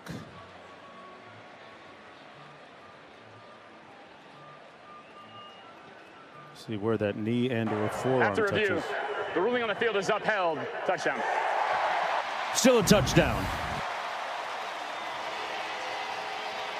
Ty Edwards with his second rushing touchdown of the afternoon. And now creeping towards 100 yards rushing with a healthy 7-yard average.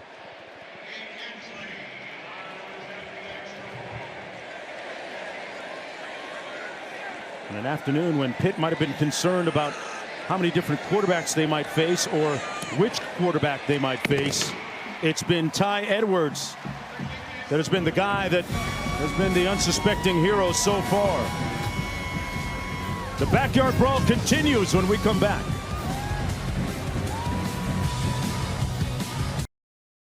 Remember, some games just mean more. 75 along Interstate 79 is what's in store. A clash based on spatial proximity.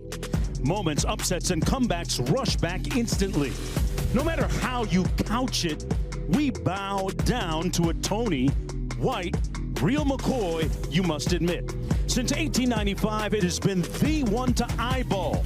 Not a feud nor a conflict, but a backyard brawl.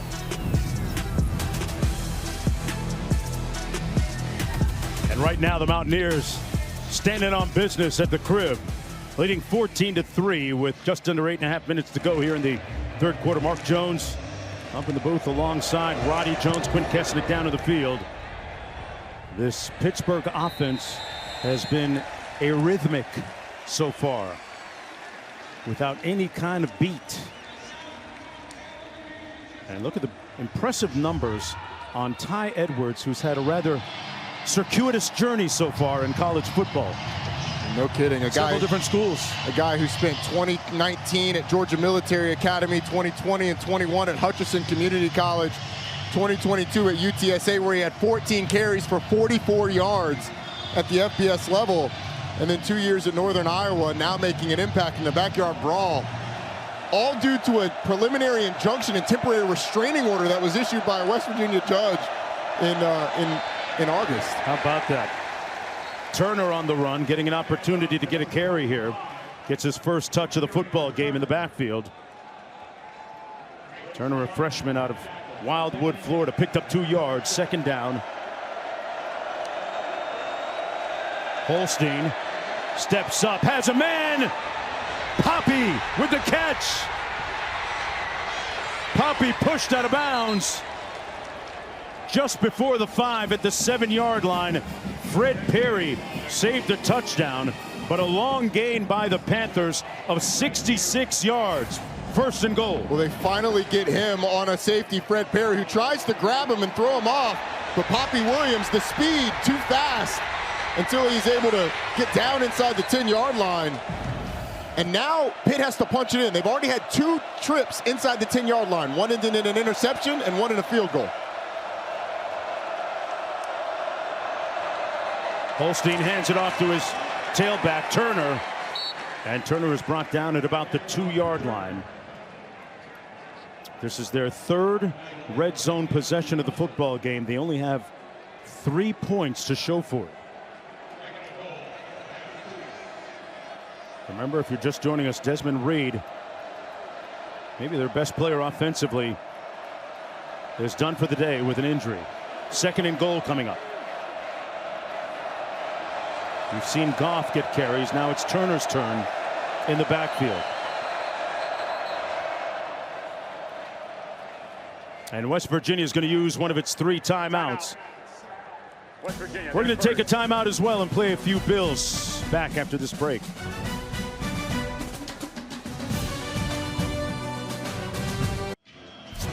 Welcome back, everyone, to Morgantown, West Virginia, in the backyard brawl. 14-3. Mountaineers backed up right now after that 66-yard pass and catch by Poppy Williams.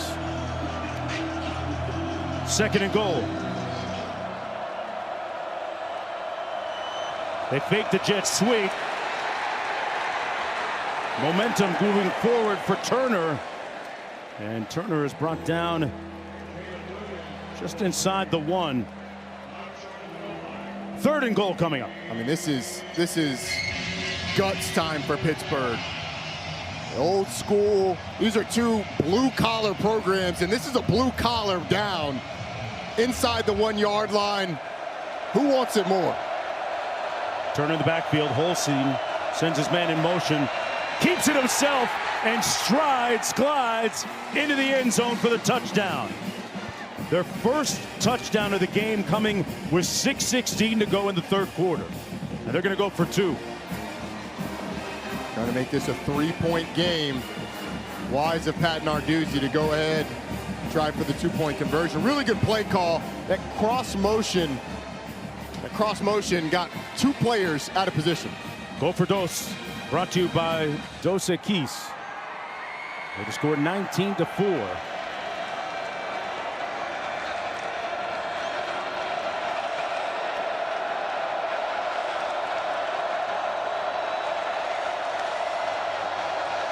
Holstein into the end zone. Incomplete. Hicks was pushed out of bounds, even though he seemed to make the catch. Wow, that's close. Yes, it was. Question so it remains 14-9. Yeah, I mean, it was right on the back line of the end zone. It's a good throw by Eli Holstein. If that right foot was down before the left, that looked like the right one's touchdown first. The right foot comes back in bounds and touches, I think, slightly before the left. I mean, of all the reviews that we had, that looks good to me. Let's bring in Matt Austin. Matt, what do you make of this? Yeah, Mark, Roddy is exactly right. If that, I guess it's his right foot, touched in the blue, he did have firm control of the ball. If that right foot did touch in the blue before the second foot stepped out of bounds, that's a good catch and good for 2 points.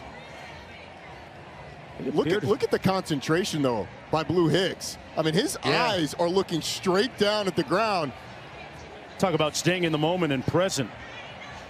I mean, he looks down to get his feet in bounds. What awareness by Blue Hicks.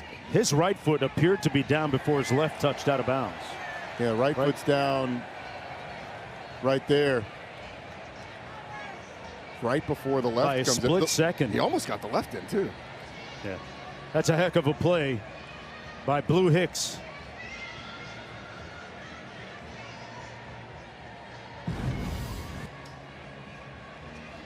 Tataris Hicks, a.k.a. Blue. Wouldn't be surprised if they changed the call. The ruling on the field was no good on the 2-point conversion. I think it's going to be overturned to conversion good. We're in a 3-point ball game because of the incredible body control and awareness by Blue Hicks. Out of a great high school program in South Florida and Miami. Miami Central, the Rockets. There must be overwhelming, indisputable video evidence to overturn the call on the field. Yeah, that clear and obvious evidence is what we're looking for. I think that was pretty clear and fairly obvious. Sure looked like it. Matt, would that be clear and obvious? Well, we're going to find out right now. It's very, very close. After review, the receiver had possession and a foot in bounds. The two-point try is good. There's the answer.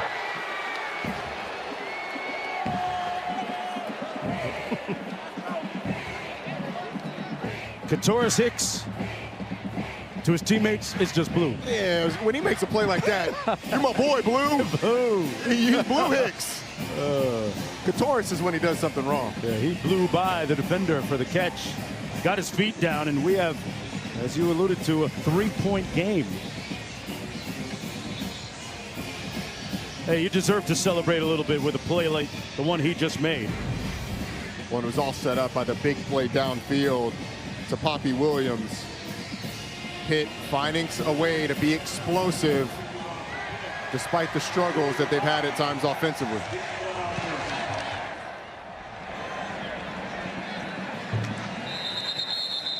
On the return, it'll be a fair catch. Let's go back to the studio.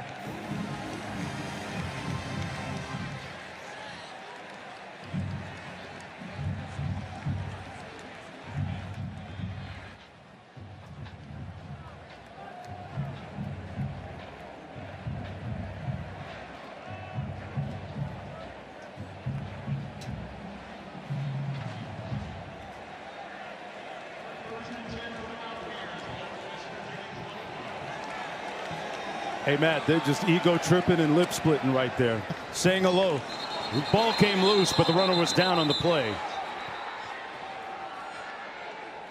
That's a Fox rivalry. Jr. It's a rivalry there. It's second down. I was thinking we might see some of that here today. Yeah, which I think this fan base has been really well behaved.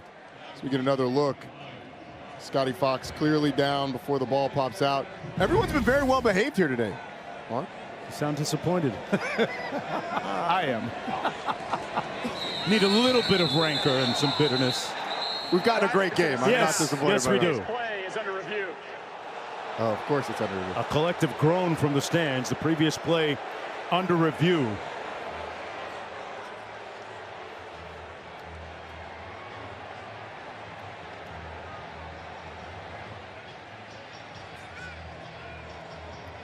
I don't know why we're reviewing this one. It's very clear that his Down. backside's on the ground. He was down, and the ball is ripped out when he's on the ground. This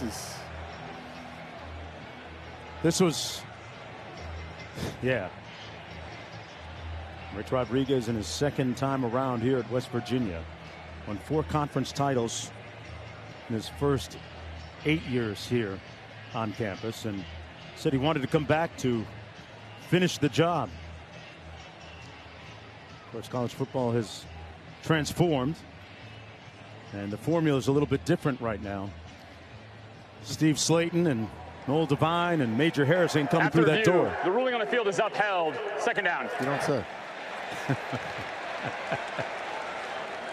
You mentioned, though, the landscape of college football much different for Rich Rodriguez from when he was here the first time. The thing is, he's been having success in this era of college football. Yeah. Did a great job at Jacksonville State for a few years before he came over to West Virginia, so he knows how to operate the portal.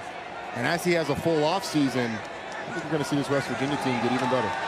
Fox Jr. out of the pocket, picked off at the 38-yard line. It's coming back. Kyle Lewis, the All-American, with a big-time play, making his presence known and bumping his gums a little bit too. 4 interceptions a year ago, and Kyle Lewis just sinks. Goes through number 2, gets under the number 1 receiver, and the freshman Scotty Fox doesn't account for him at all.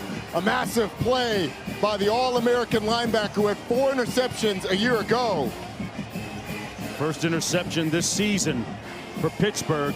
They call him K9. Got a lot of dog in him there.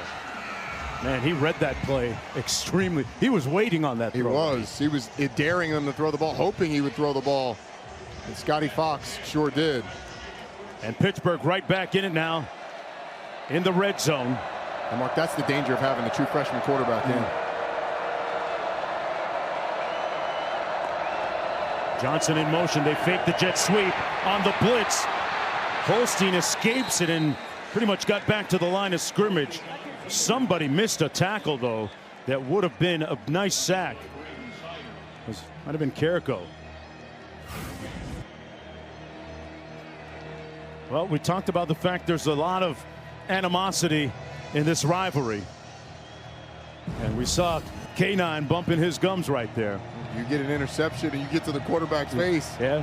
You have the opportunity to do it. The thing, West Virginia has not done a great job of getting Eli Holstein to the ground when they've gotten to him. He's broken a bunch of tackles in the backfield that could have ended in more sacks.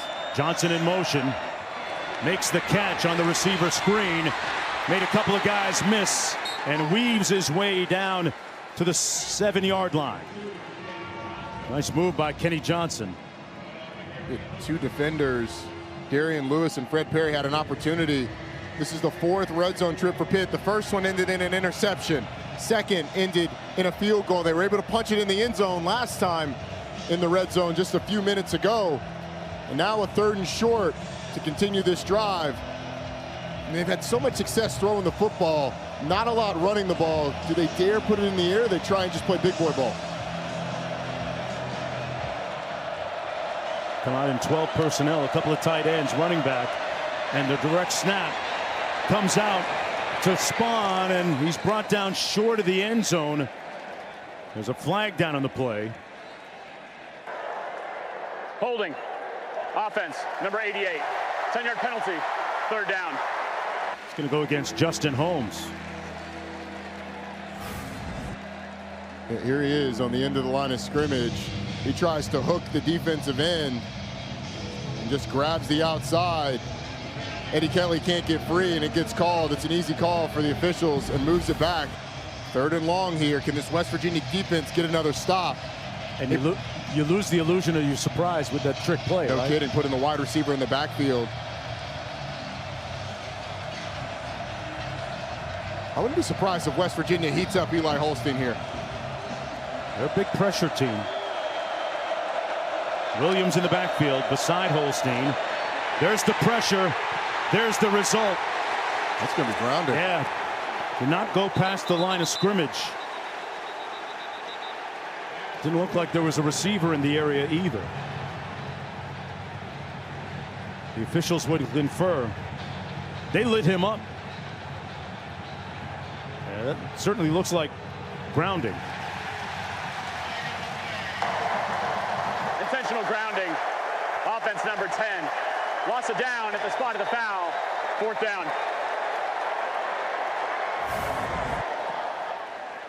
So Holstein gets wrapped up, and then he just tries to get rid of the football.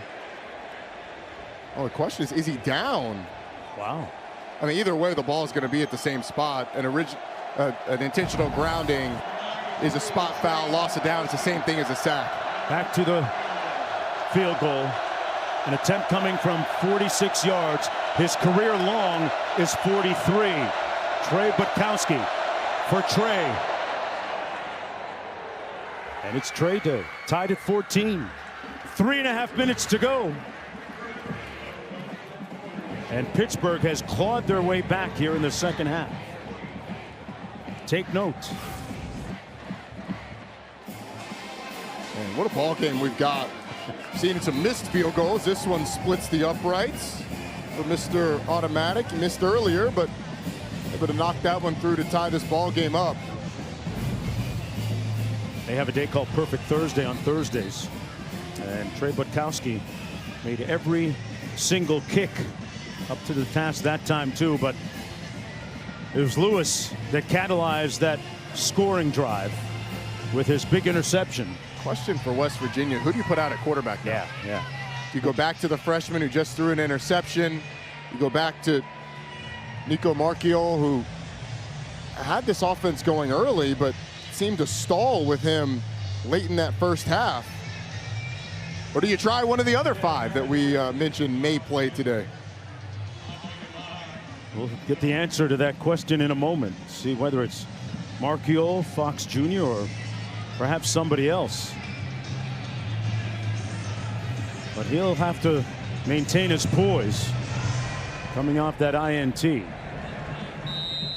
be 1st and 10 from the 25-yard line. And it'll be Fox that comes back out again. So we'll see what he looks like. There's a look at the two quarterbacks we've seen today. Markiel was 9 of 12 for only 76 yards, though.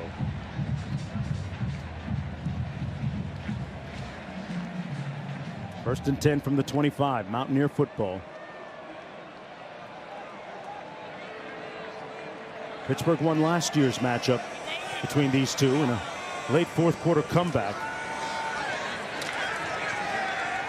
On the run, it's Edwards. Hey, our good friend Roddy Jones has a new podcast with EJ Manuel called the ACC Network Football Podcast. Roddy, you want to tell us a little bit more about it, bro? Yeah, EJ Manuel. When are you going to have me on, man? Whenever you want. EJ Manuel and I, Mondays and Wednesdays. It airs on ACC Network at 5 or wherever you get your podcasts. But a lot to talk about this week. Yes. Georgia Tech's win over Clemson. Going to be a big discussion on whether or not we should press the panic button on Clemson. My answer is yes. Yeah. And is Georgia Tech an ACC championship Are they contender? real? My answer is yes. Haynes King doing a nice job at quarterback. Bunch of carries for him again today. I think the favorites in the league are still going to be Miami and Florida State. But Georgia Tech's putting its name in the running. Their schedule is more friendly than a lot of other teams in the league. Interesting. This Pitt team, by the way, outside of Miami and Clemson, has had the third most success since Narduzzi has been there. Another interception. Lovelace squeezed it. Fox gave it away again. His second consecutive interception, and Narduzzi is amped as a result. He hit Lovelace right in the hand. What ends up being a twist, you get defender going there, and then Jimmy Scott coming underneath, and the freshman just panics. He just throws it right to Braylon Lovelace. I mean, he sees his receiver, the tight end, Grayson Barnes, in the area, but that wasn't going anywhere near Barnes. It's going straight to Lovelace. Wow.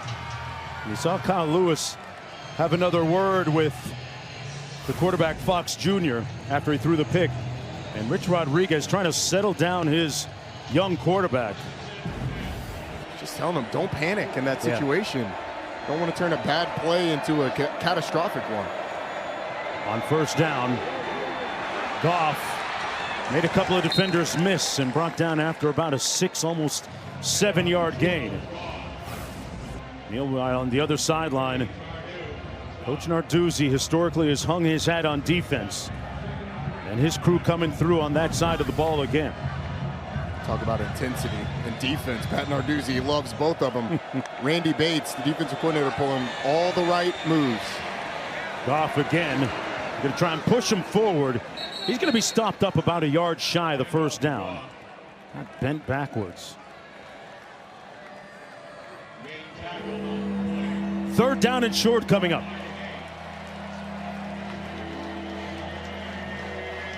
And a palpable and tangible sense of tension for the Mountaineer fans.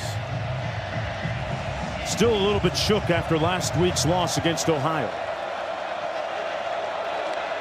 On third and short, we're going to blow the play dead first, and we got a flag on the field.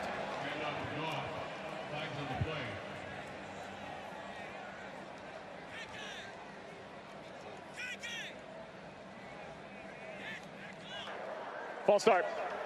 Offense, number 66. 5-yard penalty, third down. Gouveia, the culprit there. Crucial penalties for Pitt on third downs. The holding penalty knocked him back into third and long on the last drive. They had a third and short. Now the false start gets them in third and medium. 9 penalties for a total of 87 yards. Back to the 20. Bunch set to the bottom. I'd expect Eli Holstein, if he's throwing the ball, to go somewhere to one of those receivers. Boy, a lot of motion on the left side of that offensive line for Pittsburgh.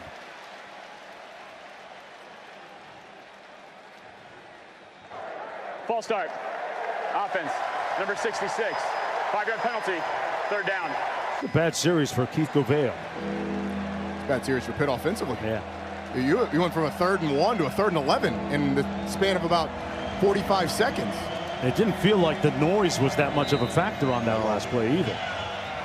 They're going towards the end of the field that's pushed back away from the end zone. And while this crowd is rowdy, I didn't think it was that big, that much of a difference maker. 3rd and 11. Holstein rolls right. It's caught down at the 17 by Spahn. Here's Spahn. With under 30 seconds to go, it sets up a 4th down for the Panthers. 4th and 4, it looks like. Pitt sending out the field goal unit. I agree with this decision. I like it. You're in a situation where your defense has the West Virginia offense shaken. Back-to-back turnovers, back-to-back interceptions, and likely a quarterback controversy on that West Virginia sideline. Bukowski missed his first from 43, then hit 2 in a row. Last one from 46, this one from 36 yards out. And he'll have to wait until the next 15 minutes. The 108th edition of the Backyard Brawl between Pitt and West Virginia shaping up and building towards a crescendo here in the 4th quarter. Back after this break.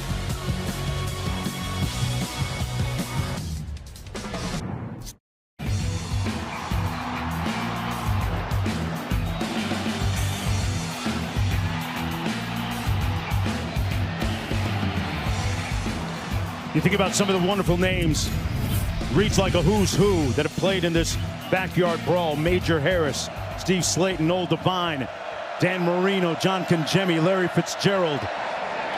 And right now we begin the 4th quarter with a Pittsburgh field goal by Trey Bukowski from 36 yards out to make it 17-14 for the Panthers.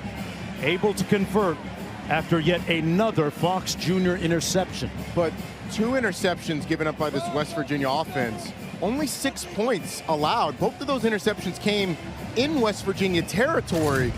So I would consider that one of the key plays. Right. But here are some of the ones from earlier. Raphael Williams, Poppy Williams on a big play from Eli Holstein. That led to the 2-point conversion by Blue Hicks. And then the couple of interceptions. Kyle Lewis intercepts Scotty Fox. That ends in a field goal for Pittsburgh. Consider that a win for this West Virginia defense.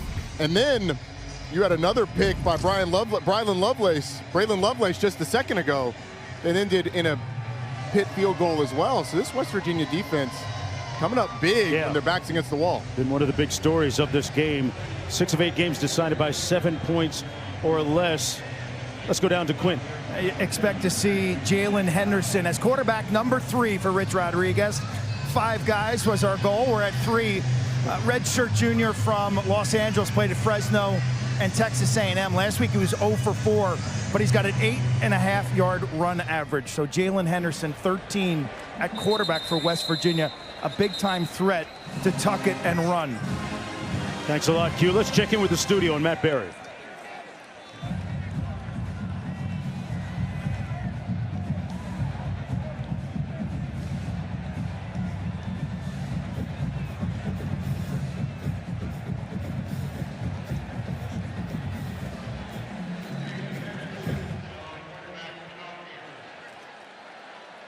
All right, back here, 1st and 10 from the 25. We're getting a look at Jalen Henderson, 6'3", 227, a 5th-year senior. Clay Ash in the backfield. He rolls out and throws incomplete, intended for Ash. Jalen Henderson, Roddy, there's the numbers on him, but I got to ask you, it feels like open gym right now. And in the 4th quarter, you're putting a guy in the football game for the first time in a Backyard Brawl game. You're looking for a spark. Nico Markiel got the start. You went to Scotty Fox.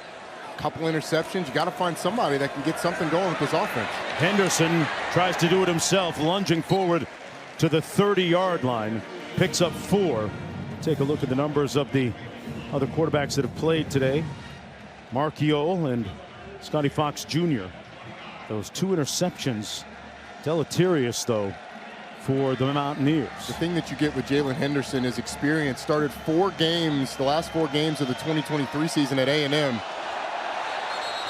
That's going to be a penalty against Pitt.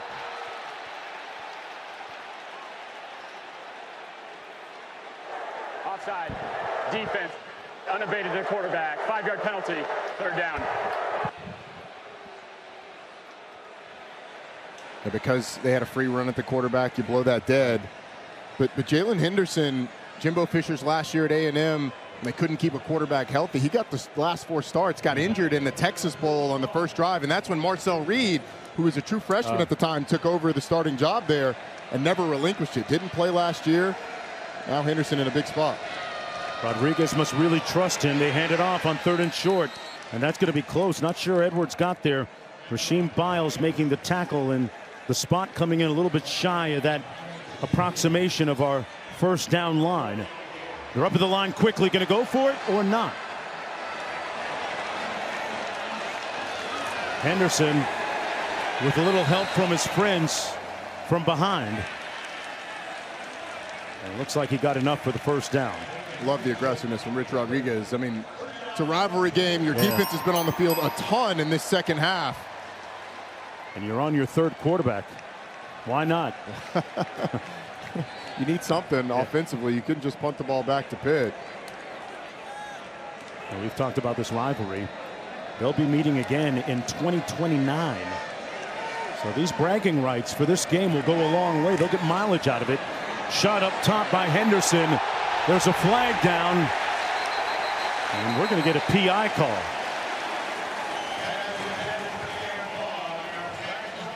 Intended for Cam Vaughn, their most explosive receiver.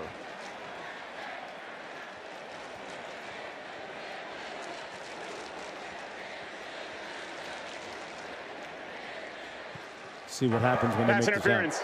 Defense number 18. 15-yard penalty. Automatic first down.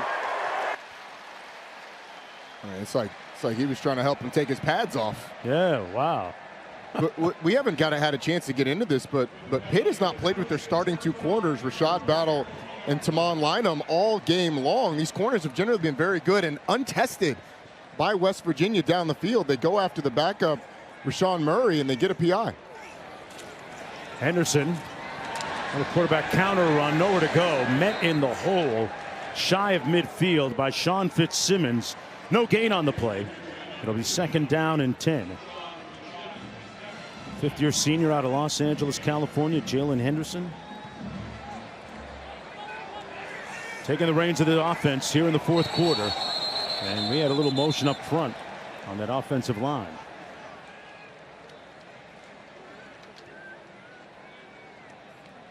How much is it? False start. Offense number 52. 5-yard penalty. 2nd down. Tell me about the adjustment in voice and cadence of 3 different quarterbacks now in that offensive line. It's different. All of them have a different way of going about their operation at the line of scrimmage, and it's subtle. They try and make it as uniform as possible, but it can cause those little inflections because you're used to hearing a different voice. It can cause those little flinches, and you got one right there. Their 3rd penalty today, 26 yards total. Pushes it back to the 44. Henderson with a little bit of time. Pass complete out to the 49-yard line. The tight end Grayson Barnes making the catch. Picked up 4. Sean Lee defending for the Panthers, setting up a 3rd down. They've got to get to the 40 of Pitt to keep possession. We've already seen West Virginia go for it once on this drive on 4th down. I would expect this to be 4-down territory if you can get to a 4th and manageable, 4th and 4 or less. Henderson gets it out quickly. Ash complete. And he's going to be brought down about 4 yards shy. Decision time for Rich Rodriguez now after the 7-yard gain. Yeah, you're right in that range where you're going for it. Just in case. Oh, that got closer than maybe anticipated. Offense stays on the field. They're going for it. They're showing pressure. Kyle Lewis looked like he was going to blitz.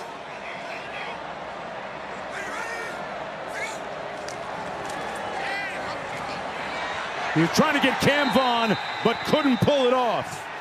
Brought down by Sean Fitzsimmons. Sean Fitzsimmons just put Landon Livingston, the center, in the weight room. Manhandled him.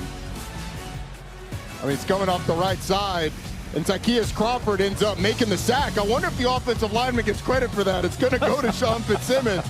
The strength gets Pitt the ball.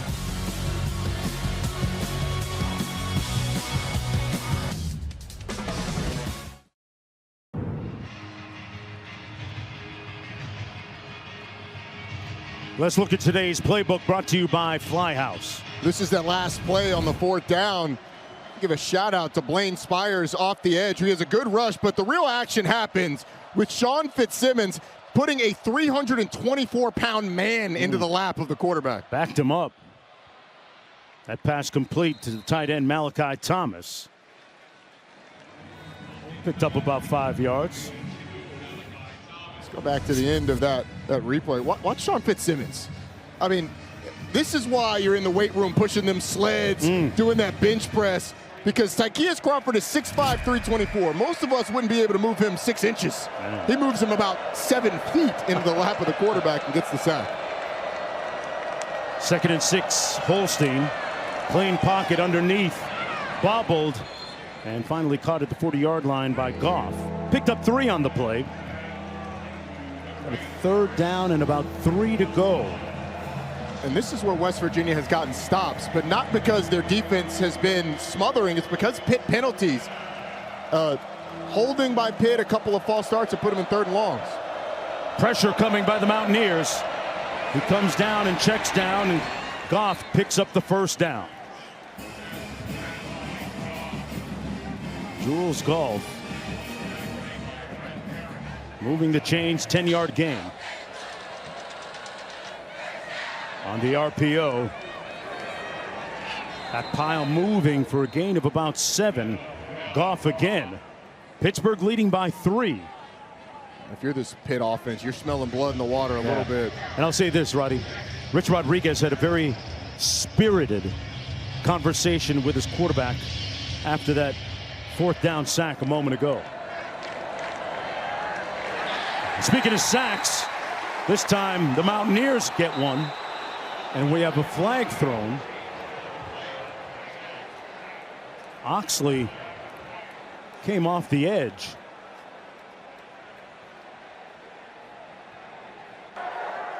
After the play, personal foul, unnecessary roughness, defense, number 45. Penalty is half the distance to the goal, automatic 1st down.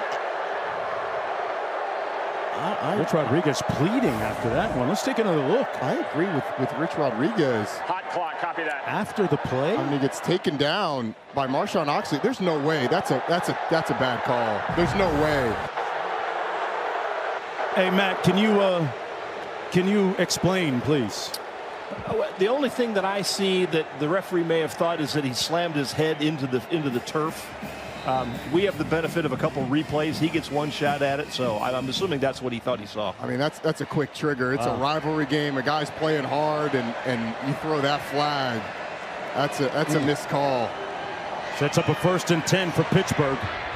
Holstein in the end zone, touchdown!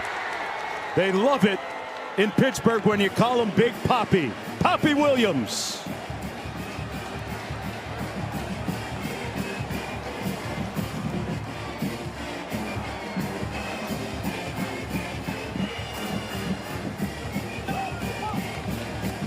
Panthers leading by 9 with the extra point to follow. That's a 3rd touchdown catch of the season for Poppy Williams and the 24th of his career. And there was nobody close to him in the end zone. The extra point good, and the lead is up to 10. That roughing the passer penalty proving to factor in big in that score. A lugubrious looking group of Mountaineer fans. Their team down by 10 when we come back.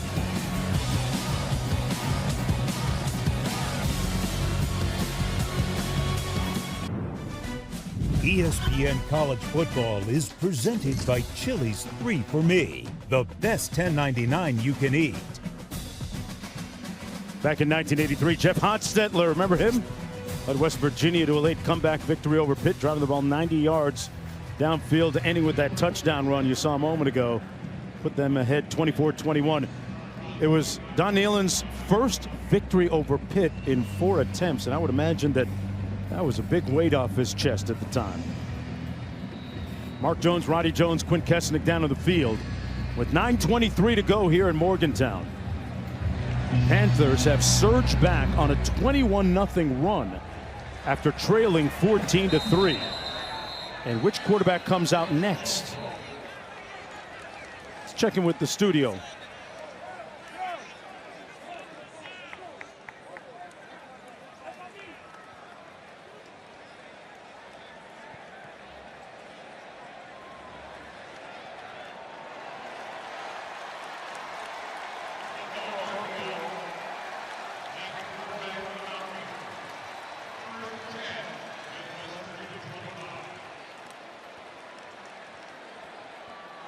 All right, Matt, back here. Marchiol back in the ball game. He's the one that started it. Toss into the boundary to Edwards, who has been an imperious force for the Mountaineers on the offensive side of the football. There's a look at the numbers for Holstein and the three quarterbacks conversely for West Virginia. 2nd and 2. Edwards with a yawning hole between the guard and tackle picks up the first down, sprinting for 11 yards.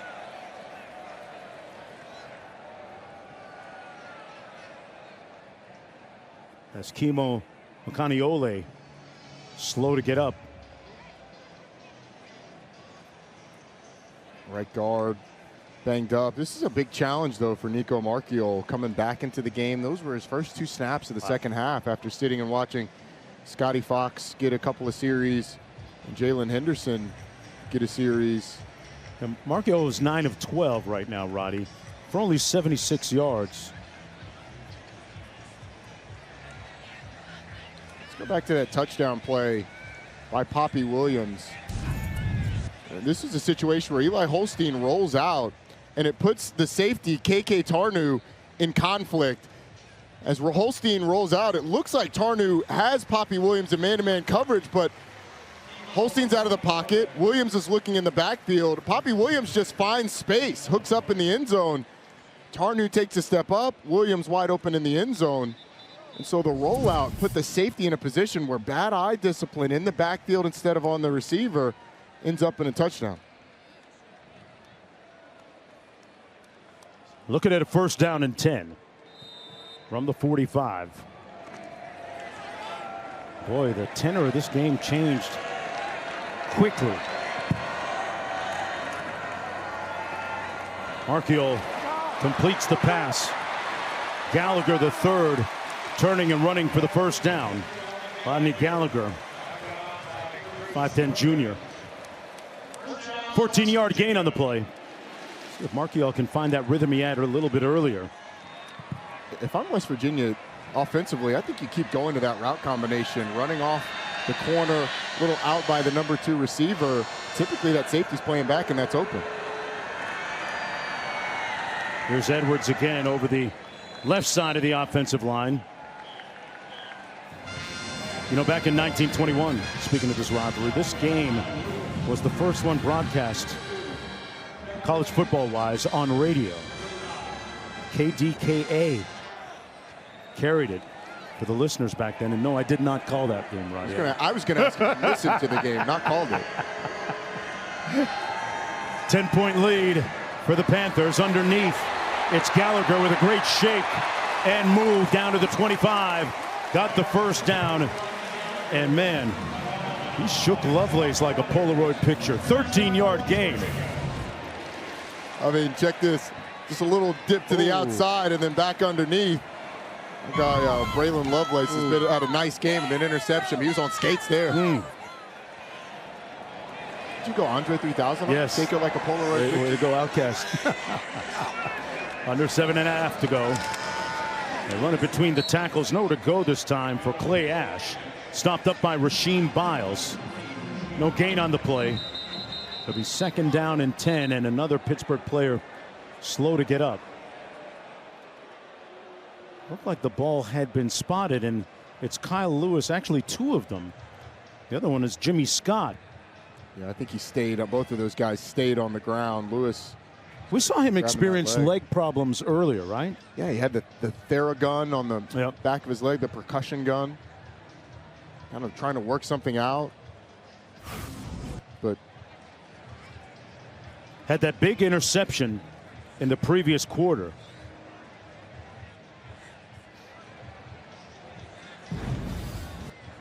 He's the one that's still down, and Jimmy Scott is the one that's walking off the field now, 44.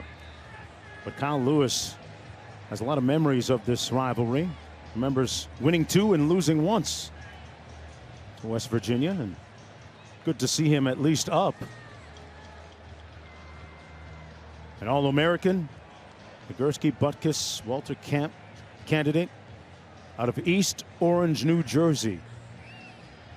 And no softies coming out of East Orange. No, sir. No, sir, not at all. First team All-American last year, as you said, 101 tackles, 15.5 tackles for loss, 4 interceptions. A year ago, he's rangy, he's instinctive, and now he's on the sideline. You got Nick Lappy, I believe, in the game. Oracle completes the pass to Vaughn. And Vaughn is stopped up after about a 3-yard gain on the play. That's Cameron Lindsay that's come in the game for Kyle Lewis, not Lappy, but big third down here. This is, I don't know, if you don't get any more yardage, territory? I don't know. I mean, you're down 10, you need a field goal at some point anyway. If you don't get any yardage, I think you kick it. Gets it off, Ash makes the catch. Inside the 10, down to the 8-yard line. It'll be 1st and goal for the Panthers. They're able to convert on the 15-yard pass, catch, and run. Under 6.5 to go. That was a heave, a great play design, but a heave by Marchiol while he was wrapped up. Hands it off to Ash. Brought down inside the 5 at the 4 by Biles. A 4-yard pickup, 2nd and goal coming up, and West Virginia playing with tempo. Marchiol kept it. And nowhere to go. Brought down after a gain of about 1. Under 6 minutes to go, and a couple of Pittsburgh players down.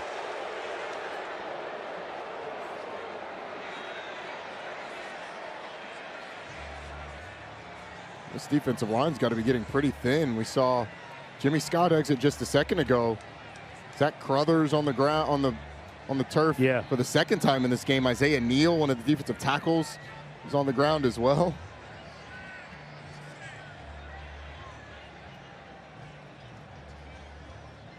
Let's go to Taylor McGregor.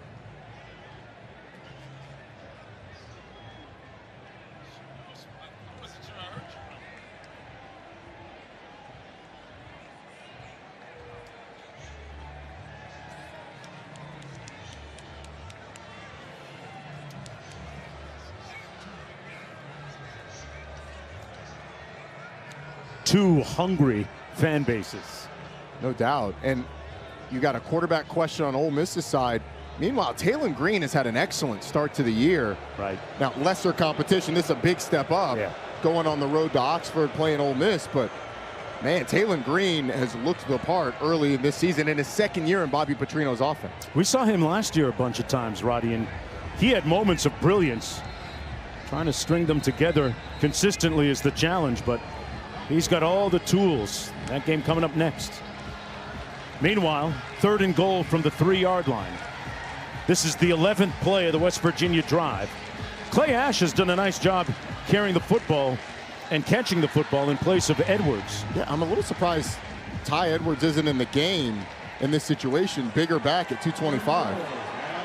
Marchiol out of the shotgun.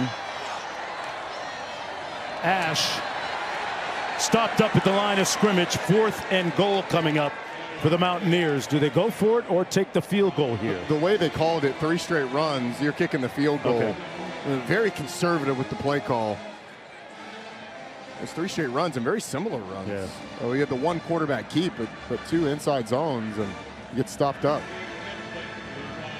So in comes Cade Hensley, attempting this field goal from 21 out.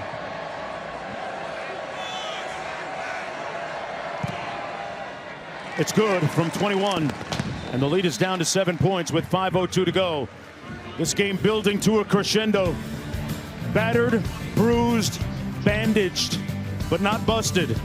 Holstein with the football when we come back.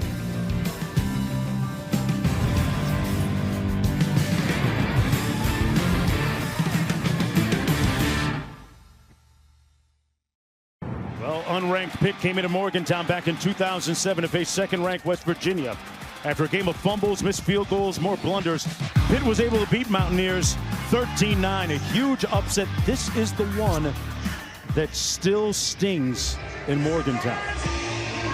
As they kick off, Holstein will take the reins of the offense, 1st and 10. And Mark, this rivalry is going to take a pause until 2029, although the school's just announced it has been extended 4 years after the end of that 2029 stretch, so it'll be played for a while into the future. And as these conferences have gotten bigger and more national, these regional rivalries are so much more important. This is the backbone of college football. Games like the Backyard Brawl, games like Bedlam, you know, those are games that we don't see anymore that we should see more often. I mean, realignment has changed a lot. Pitt's playing a game at Stanford this year. That game's got no soul. It's a conference game, but this is a game that has history and tradition and pageantry. Get a lot of frequent flyer miles, though. That pass incomplete behind his intended receiver. Number 23, Fowler. It'll be 2nd down and 10. How important for Holstein and the Panthers to eat up a little bit of clock, at least get a couple of first downs on this drive? I think you're not quite in the position where you're entirely worried about the clock. I think the first downs are the most important, and if you get a couple of them, then you start to bleed the clock a little bit more. Goff takes the handoff, stays on his feet, wonderful resilience, and tiptoes up the sidelines for the first down. A huge run and a missed tackle by Reed Carrico. And the result is a 17-yard gain. Look at this. It just doesn't wrap up. I mean, the first guy on the scene is Braden Siders, and he's got him around the waist, but Carrico comes in, and if he wraps up, I mean, you've got him for no gain, maybe a minuscule gain. 15-yard penalty, automatic, first down. And we have a flag. And they're going to tack 10 yards onto the play. Make it 15, pardon me.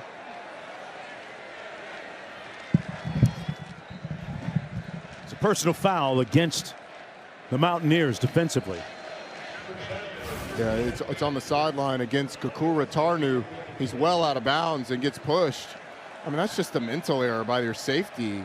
He's senior, played for this staff, or at least Rich Rodriguez at Jacksonville State. 1st and 10. They keep it on the ground and nowhere to go that time for Goff. A 1-yard pickup.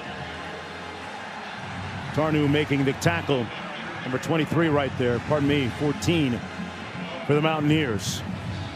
Here's where, if you're Pitt, you may think about slowing down the tempo just a little bit, bleeding the clock some. And I don't think you're going into complete 4-minute offense quite yet, although we are about at 4 minutes. But you're not going to drain everything off the clock, even if you are able to get down the field. Mountaineers have 2 timeouts remaining. Turner in the backfield.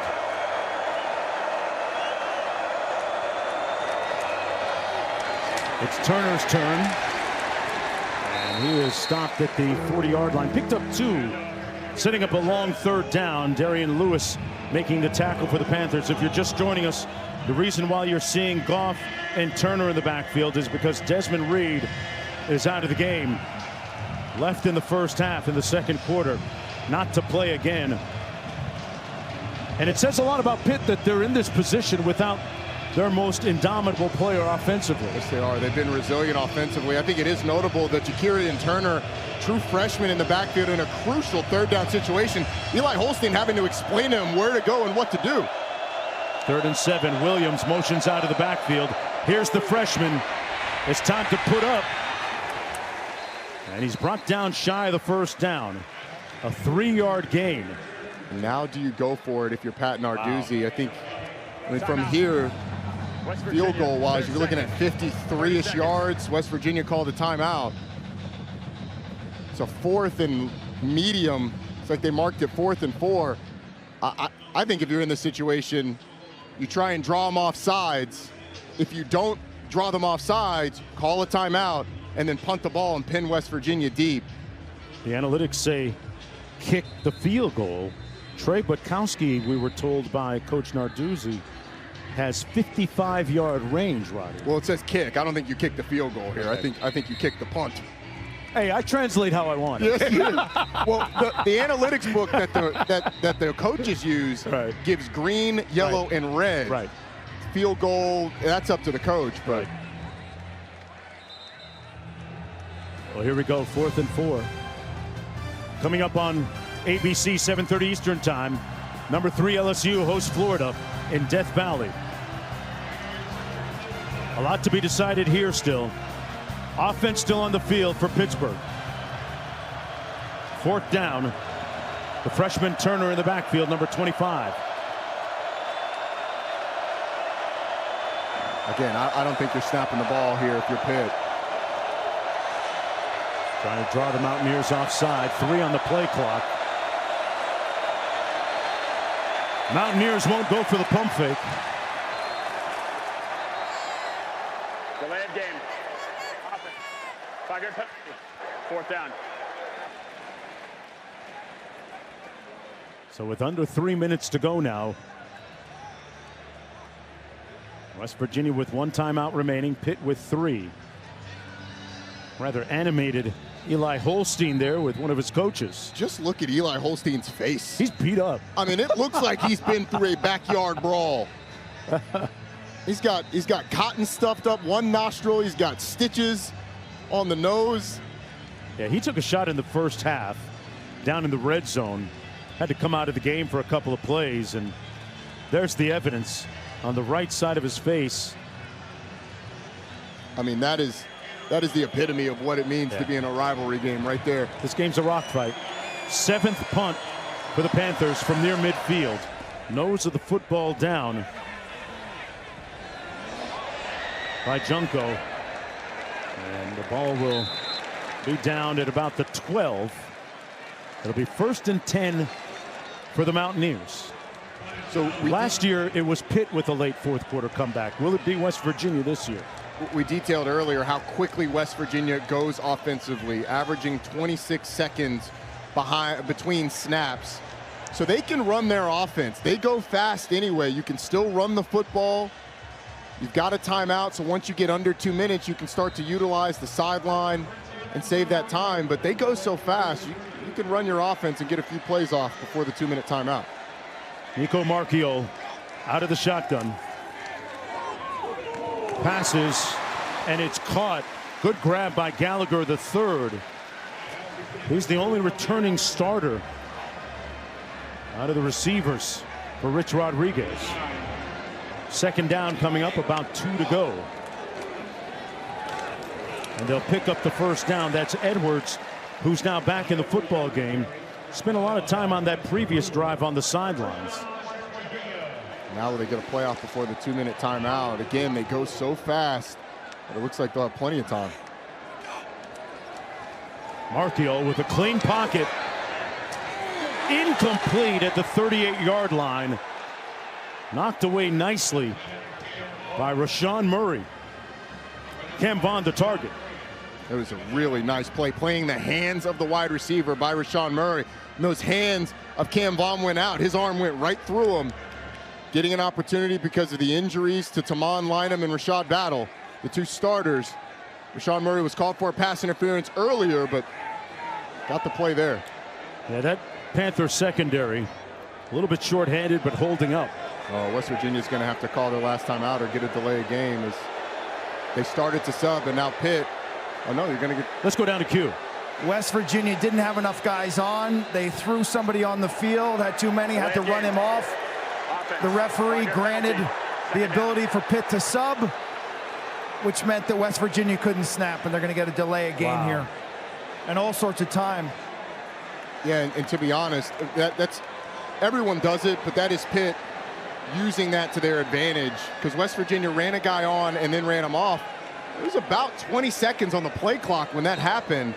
And then, of course, the referees hold the ball to let Pitt match the substitution. Those big boys for Pitt took their time, and effectively. Good chess move by Pitt. Very good. I mean, you see teams across the country doing it. Marchiol out of the backfield. Ash trying to find something. Got helicoptered and land at the 25. Braylon Lovelace making the tackle. A 6-yard pickup. We hit the 2-minute timeout. And another big finish coming up in the 108th chapter of the Backyard Brawl.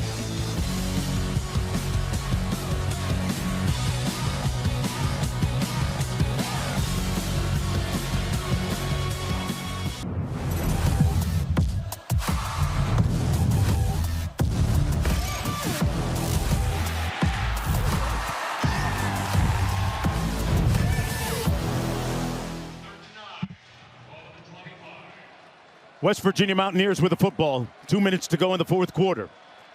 Down by 7 points against Pitt. On 3rd and 9, Marchiol completes it to his tight end, Grayson Barnes, and a huge pickup. Clutch delivery by Nico. What a throw. What a call by Rich Rodriguez, anticipating the safety splitting and knowing in that Tampa 2, if you can hit the tight end up the seam, it'll be a big game. 34 yards. Ash tackled after a gain of about 4. Spires makes the tackle on the play. Mountaineers with just 1 timeout remaining. They need a touchdown. And a Pittsburgh player down on the field. It's Spires who was in on the tackle. Got a lot of Pitt defenders on the ground in this game. Yeah. Blaine Spires, looks like the way that they're treating it, looks like a bit of a cramp. But watch this, the safeties are gonna split, and then this guy's responsible for the middle, and then Spires just goes right up the seam, and Marchiol with a great delivery. Wow. Just past the outstretched hands of Rasheem Biles. That's a phenomenal play on a 3rd and long. A quarterback that didn't play the first, 4 series of the second half? Comes in and he has performed well, as you see Blaine Spires limping off the field. That might have been Marchiol's best throw of the game. He's had a couple of them. That one certainly, with the situation, the timing of it, the placement. I mean, it was inches from the hand of Rasheem Biles. Mountaineers still alive. 16-20 today for Marchiol. 170 yards. And on a day where offensively West Virginia hasn't been dominant, they still run 75 plays in this game. Yeah. Defense has been on the field a lot, and it was warm when we started this game. From 38. 2nd and 7. 1 timeout remaining. Pitt with 3. Complete underneath to Cam Vaughn. Upended and lands at the 25. It'll be 1st and 10 with 91 seconds to play. And Francis Brew, 95, almost had the sack in the backfield. A last-minute shove by one of the West Virginia offensive linemen knocked him over and saved what could have been a sack, made it a big game. 13-yard gain. Clay Ash in the backfield. Takes the handoff from Marchiol. Picks up about 6. It'll be 2nd down. Up at the line of scrimmage quickly. Vaughn split wide to the bottom of your screen. Marchiol hands it off to Ash, though. Picks up about 2. Under a minute to go, clock running. Not surprised West Virginia running the ball a couple of times because of their tempo. You can do that and still not lose a ton of time. Still 1 timeout and obvious 4-down territory. 3rd and 2, 10th play of the drive. Ash gets the call and the first down. But they have to move expeditiously here. Yeah, now the clock will stop until the chains are set, and then they'll wind it. You're right, Mark, they have to go. Now the clock is your enemy. Ash splits out wide, they go empty. Under 30 seconds to go. Marchiol into the end zone. Incomplete. Broken up by Brookins. Marchiol was about a half-second late on this throw because Grayson Barnes is open right from the beginning. And it gets knocked away. Great play by Cruz Brookins, 6'2" safety. But Marchiol was looking to the outside and then got back to Grayson Barnes just a beat too late. Vaughn split wide to the bottom of your screen. Barnes inside of him. Marchiol into the end zone again. Contact, flag. Vaughn was the intended receiver. And Murray was back there trying to defend. And all things indicate PI against the defense. I agree with you. It might be a hold pre the ball being thrown. Vaughn sold it pretty well, too. Yes, he did. Pass interference. Defense, number 18. Ball be placed at the 2-yard line. Automatic first down. 18 seconds on the 2-yard line. Dangerous to run the ball here, although you do have a timeout. They go empty. You do run the ball with Nico Marchiol. You can call that timeout if you need to. They go empty. Marchiol out of the shotgun. Delivers. Batted away. Incomplete. Lovelace got a hand on it. It was intended for Gallagher. With 14 seconds to go, 2nd and goal. They still have a timeout remaining. So now essentially, if you want it, you're thinking about how to get the most out of your plays because you have that timeout. Running the ball still available. You're looking for any pick routes or rub routes if you're able to throw the ball. You just cannot take a sack if you're Nico Marchiol. Play clock winding down now. 11 seconds. Edwards in the ball game. Marchiol caught. Touchdown Barnes.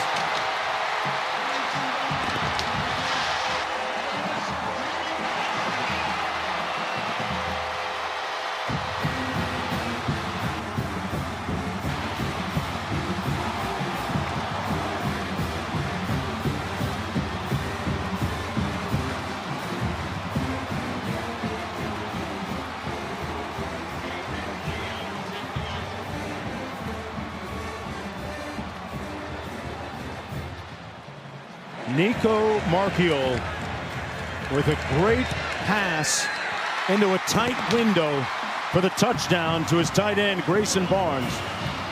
And a guy that sat for the 3rd quarter brings the team to life, Roddy. The play action, everybody bites down on it.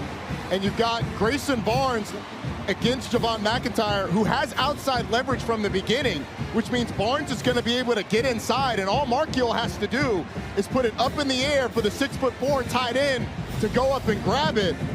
What a drive by Nico Marchiol. Was helped out by a penalty, but how about the throw on the 3rd and 9 to get down there? How about the operation of this offense to get them down inside the red zone into the touchdown?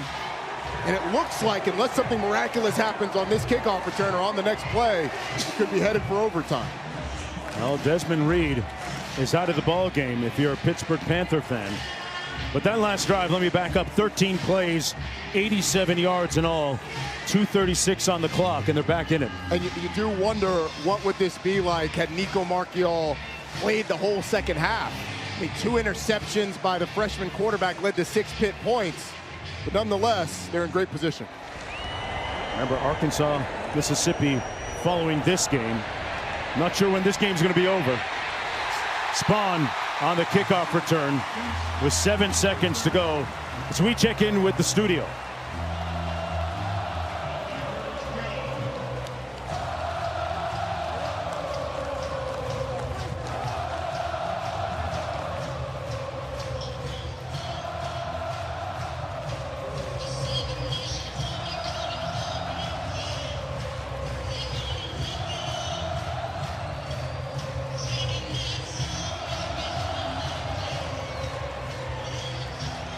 Under the lights in Morgantown, West Virginia. And version 108 of this storied rivalry will go to overtime. How about that? That's what you get in rivalry games. This is why these games are so important to college football. You get classics. What a game we've had here in Morgantown, and more to come. The respective teams will strategize, and we'll play some more free football in just a moment.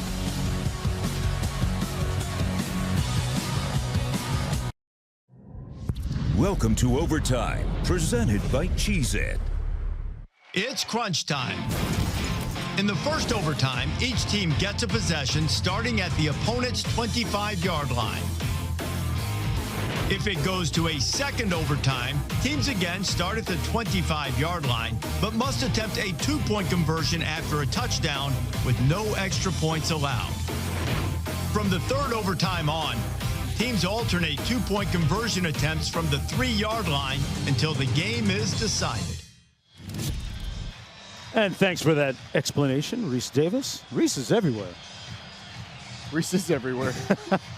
This one down to the wire, 6 of the last 8, as we told you, decided by 7 or less. Pittsburgh winning the toss. They elect to play defense first.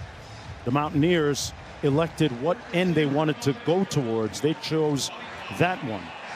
With the ball from the 25, 1st and 10. Marchiol tosses into the boundary. Edwards turns it upfield and picks up about 7. The Pittsburgh players slow to get up.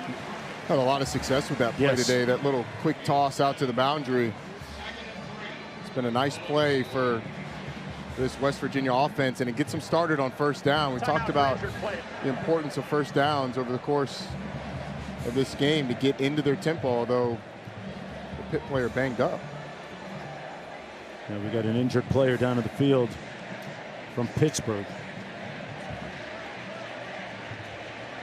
Just off the field of play on the sidelines right there. It happened on the last sequence. It appeared to be Crookins. Let's go down to Quinn. I happen to be right on the scene in that crazy tackle where Edwards was kind of flipped up and Brookins came flying over the top. Pat Narduzzi now sitting next to his athlete, who's now up on his feet, showing movement signs. Pitt's defense has been ravaged with injuries in the second half of this ball game. It was hot, as you guys said, but this has been a physical game with a lot of plays. If you look at the play totals, yeah, and that's taking its toll as Brookins now is sitting up and the athletic training staff is attending to him. And Bruce Brookins, one of the keys to this defense, that boundary safety, always so important in the run game and in coverage for this Pitt defense. His backup, Josh Guerrier, is a true freshman. Number 14 is going to be out in that secondary. Yeah, he's back there now.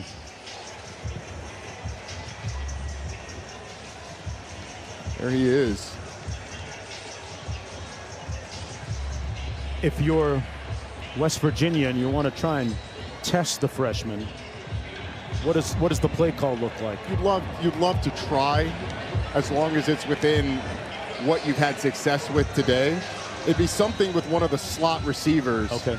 Likely a play action at that boundary safety where he's going to take a step up and maybe you can hit right behind him. Or something that could force communication between he and the corner. There are a couple tight ends in the game for this West Virginia offense. 2nd and 3. Edwards in the backfield. And he'll pick up the 1st down plus about 3 yards. Ty Edwards has had himself an afternoon, folks. Picks up 5, having the best game of his college career at the FBS level. The other thing is you could run to the boundary side and get pushed from the offensive line and force the freshman to come up and make a tackle.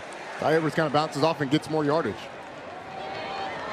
Edwards again across the formation, brought down for a gain of about 3. Each team gets a possession here in overtime. There's a look at the numbers on Ty Edwards. 135 and a healthy 6.1 average. Mentioned it coming in at the FBS level. 14 carries for 44 yards, all at UTSA before this game. Marchiol looking down into the red zone. Caught and upended inside the 5. Barrick, Jacob Barrick. He's going to limp off the field. Picked up 7. 3rd down coming up. He was trying to get off the field. They waved him back on, so they didn't have to sub. 3rd and short. Boy, not much of a surge or movement up front. And it doesn't appear as if West Virginia got the 1st down. Based on the spot, it's going to be close. No, they've got the fist up in the air. 4th down coming up. You were right. Wow. Looking at the far official, they spotted on that near official's foot. They're putting the beef in the game. I like this aggressiveness from West Virginia. They're going to go for it, Roddy. Wow. Okay. A couple of extra offensive linemen. 7 O-linemen in the game and a 225-pound running back. 8 O-linemen. Jumbo Edwards down to the 1-yard line. 1st and goal, Mountaineers. And back up to the line of scrimmage quickly again. I've been short both times. 9 O-linemen in the game. Looking for some movement and help from the back end. Tush push not that impactful on that play, or the previous one. They weren't as close to the tush. I mean, you got to get right up in there and have everybody going. 2nd and goal, and we have a Pitt player favoring his left side. Isaiah Neal, one of the quicker defensive linemen there, native of Washington, D.C.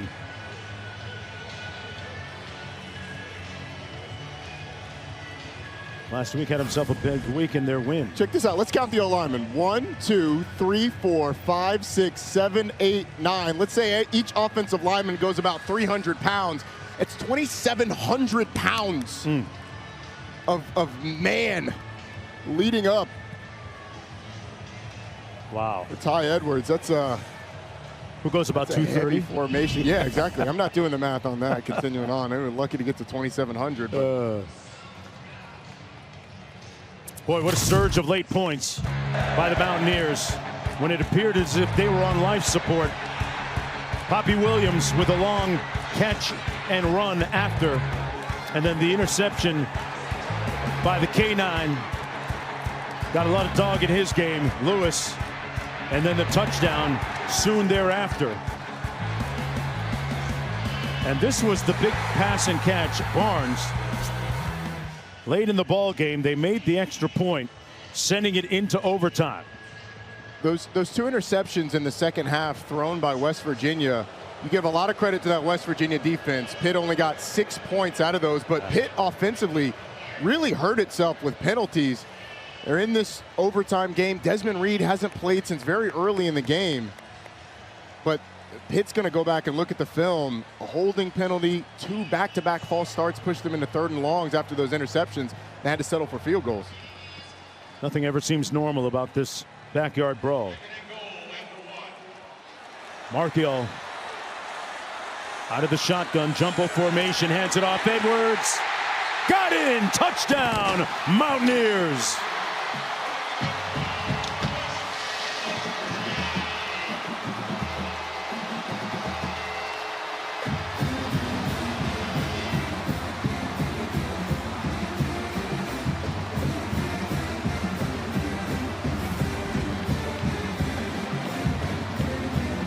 Ultra jumbo formation.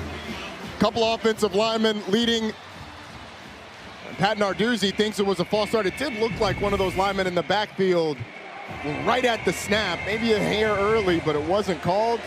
West Virginia touchdown. Extra point good. Pitt will have an opportunity, though. They get their chance in overtime. Nothing but a touchdown will do for them. Mark, how about the... Yeah, it did look like got a little bit of a head start. 56. But how about the day for Ty Edwards? 25 carries, 141 yards, 3 touchdowns. I mean, if West Virginia wins this game, you can etch his name as a West Virginia legend. Yes. People will always remember what you do in these games as a guy who had a big game against a rival on the road for a win. People still come up and mention that game. Ty Edwards is headed straight there if Pitt indeed isn't able to get the ball in the end zone in this overtime. Hits a little bit differently during the backyard brawl. Sounds different too.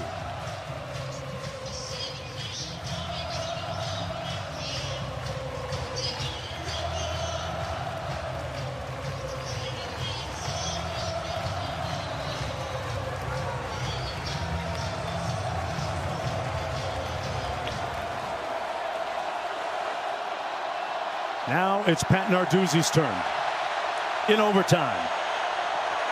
They need a touchdown, and they'll lose a yard. Goff on the carry. It'll be 2nd down and 11. Ben Cutter, one of the reserve linebackers that's been thrust into a role where he's playing a ton because Chase Wilson banged up. Ashton Woods got ejected for targeting. So it's being Reed, Carrico, and Ben Cutter for most of this game, and it's as loud in here as it has been all day.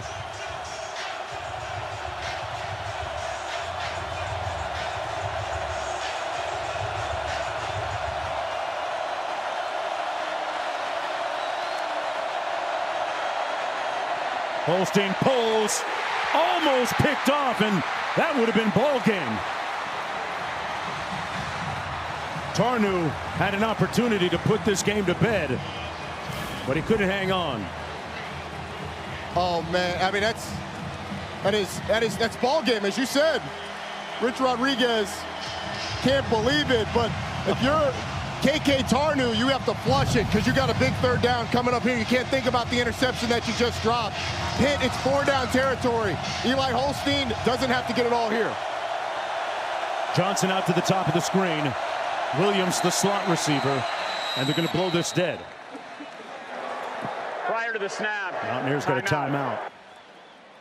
They're only one for this period. They only get 1 in the period. Looking at 3rd down and 11. Tell you what, you can't say enough about the toughness and the temerity of West Virginia coming back with a late flurry of points, now leading in overtime, putting Pitt on its collective heels. What did he do here, 3rd and long? Well, I think if you're West Virginia, you've had success heating up the pocket and making Eli Holstein get the ball out quick. You don't want to give up that big play, but if you can get a sack here or an incompletion, you put Pitt in a really tough position. The resilience of this West Virginia team, though, has been on full display. I mean, you mentioned coming back 2 second-half interceptions, the defense standing tall, aided by some Pitt penalties. And now you're in a position where you could have ended the game a play ago. But again, you flush it and move on to a big 3rd and 11. Goff in the backfield beside Holstein. Kenny Johnson split to the top of your screen. Poppy Williams, the inside receiver, to the left of Holstein.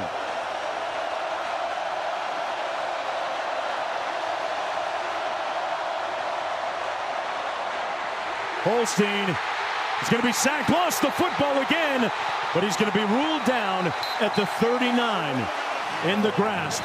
So it'll be 4th and long coming up. Great pressure up the middle of that offensive line once again.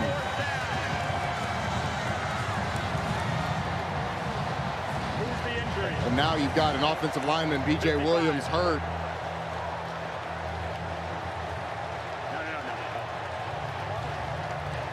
As we noted duly earlier, that been several Pittsburgh players that have had some injury issues in the second half here. And you're going to get the linebacker walking up. He's going to come here. The defensive lineman, defensive nose guards there. And then a wraparound by Eddie Kelly is what's going to create this pressure. For Eli Holstein, you'd love to see that get rid of the football, but hits the back of one of his linemen.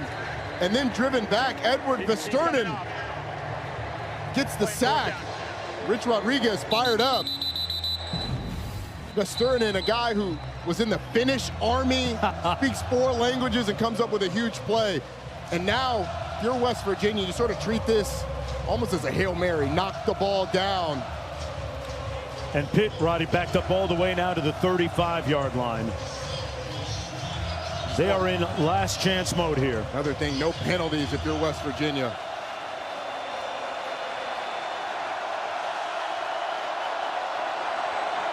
Holstein overshoots his receiver, and that's it. The Mountaineers mount a stirring, riveting comeback and win against Pitt.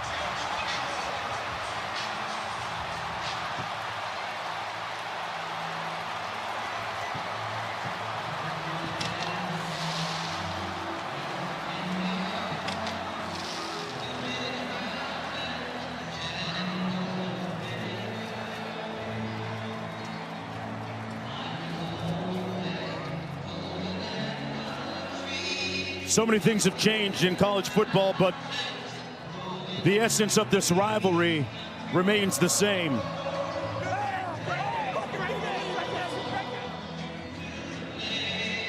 And they're singing their victory song. Rich Rodriguez back in this rivalry for the first time since that 13-9 loss here on 9-13. Gets an overtime win over his rival.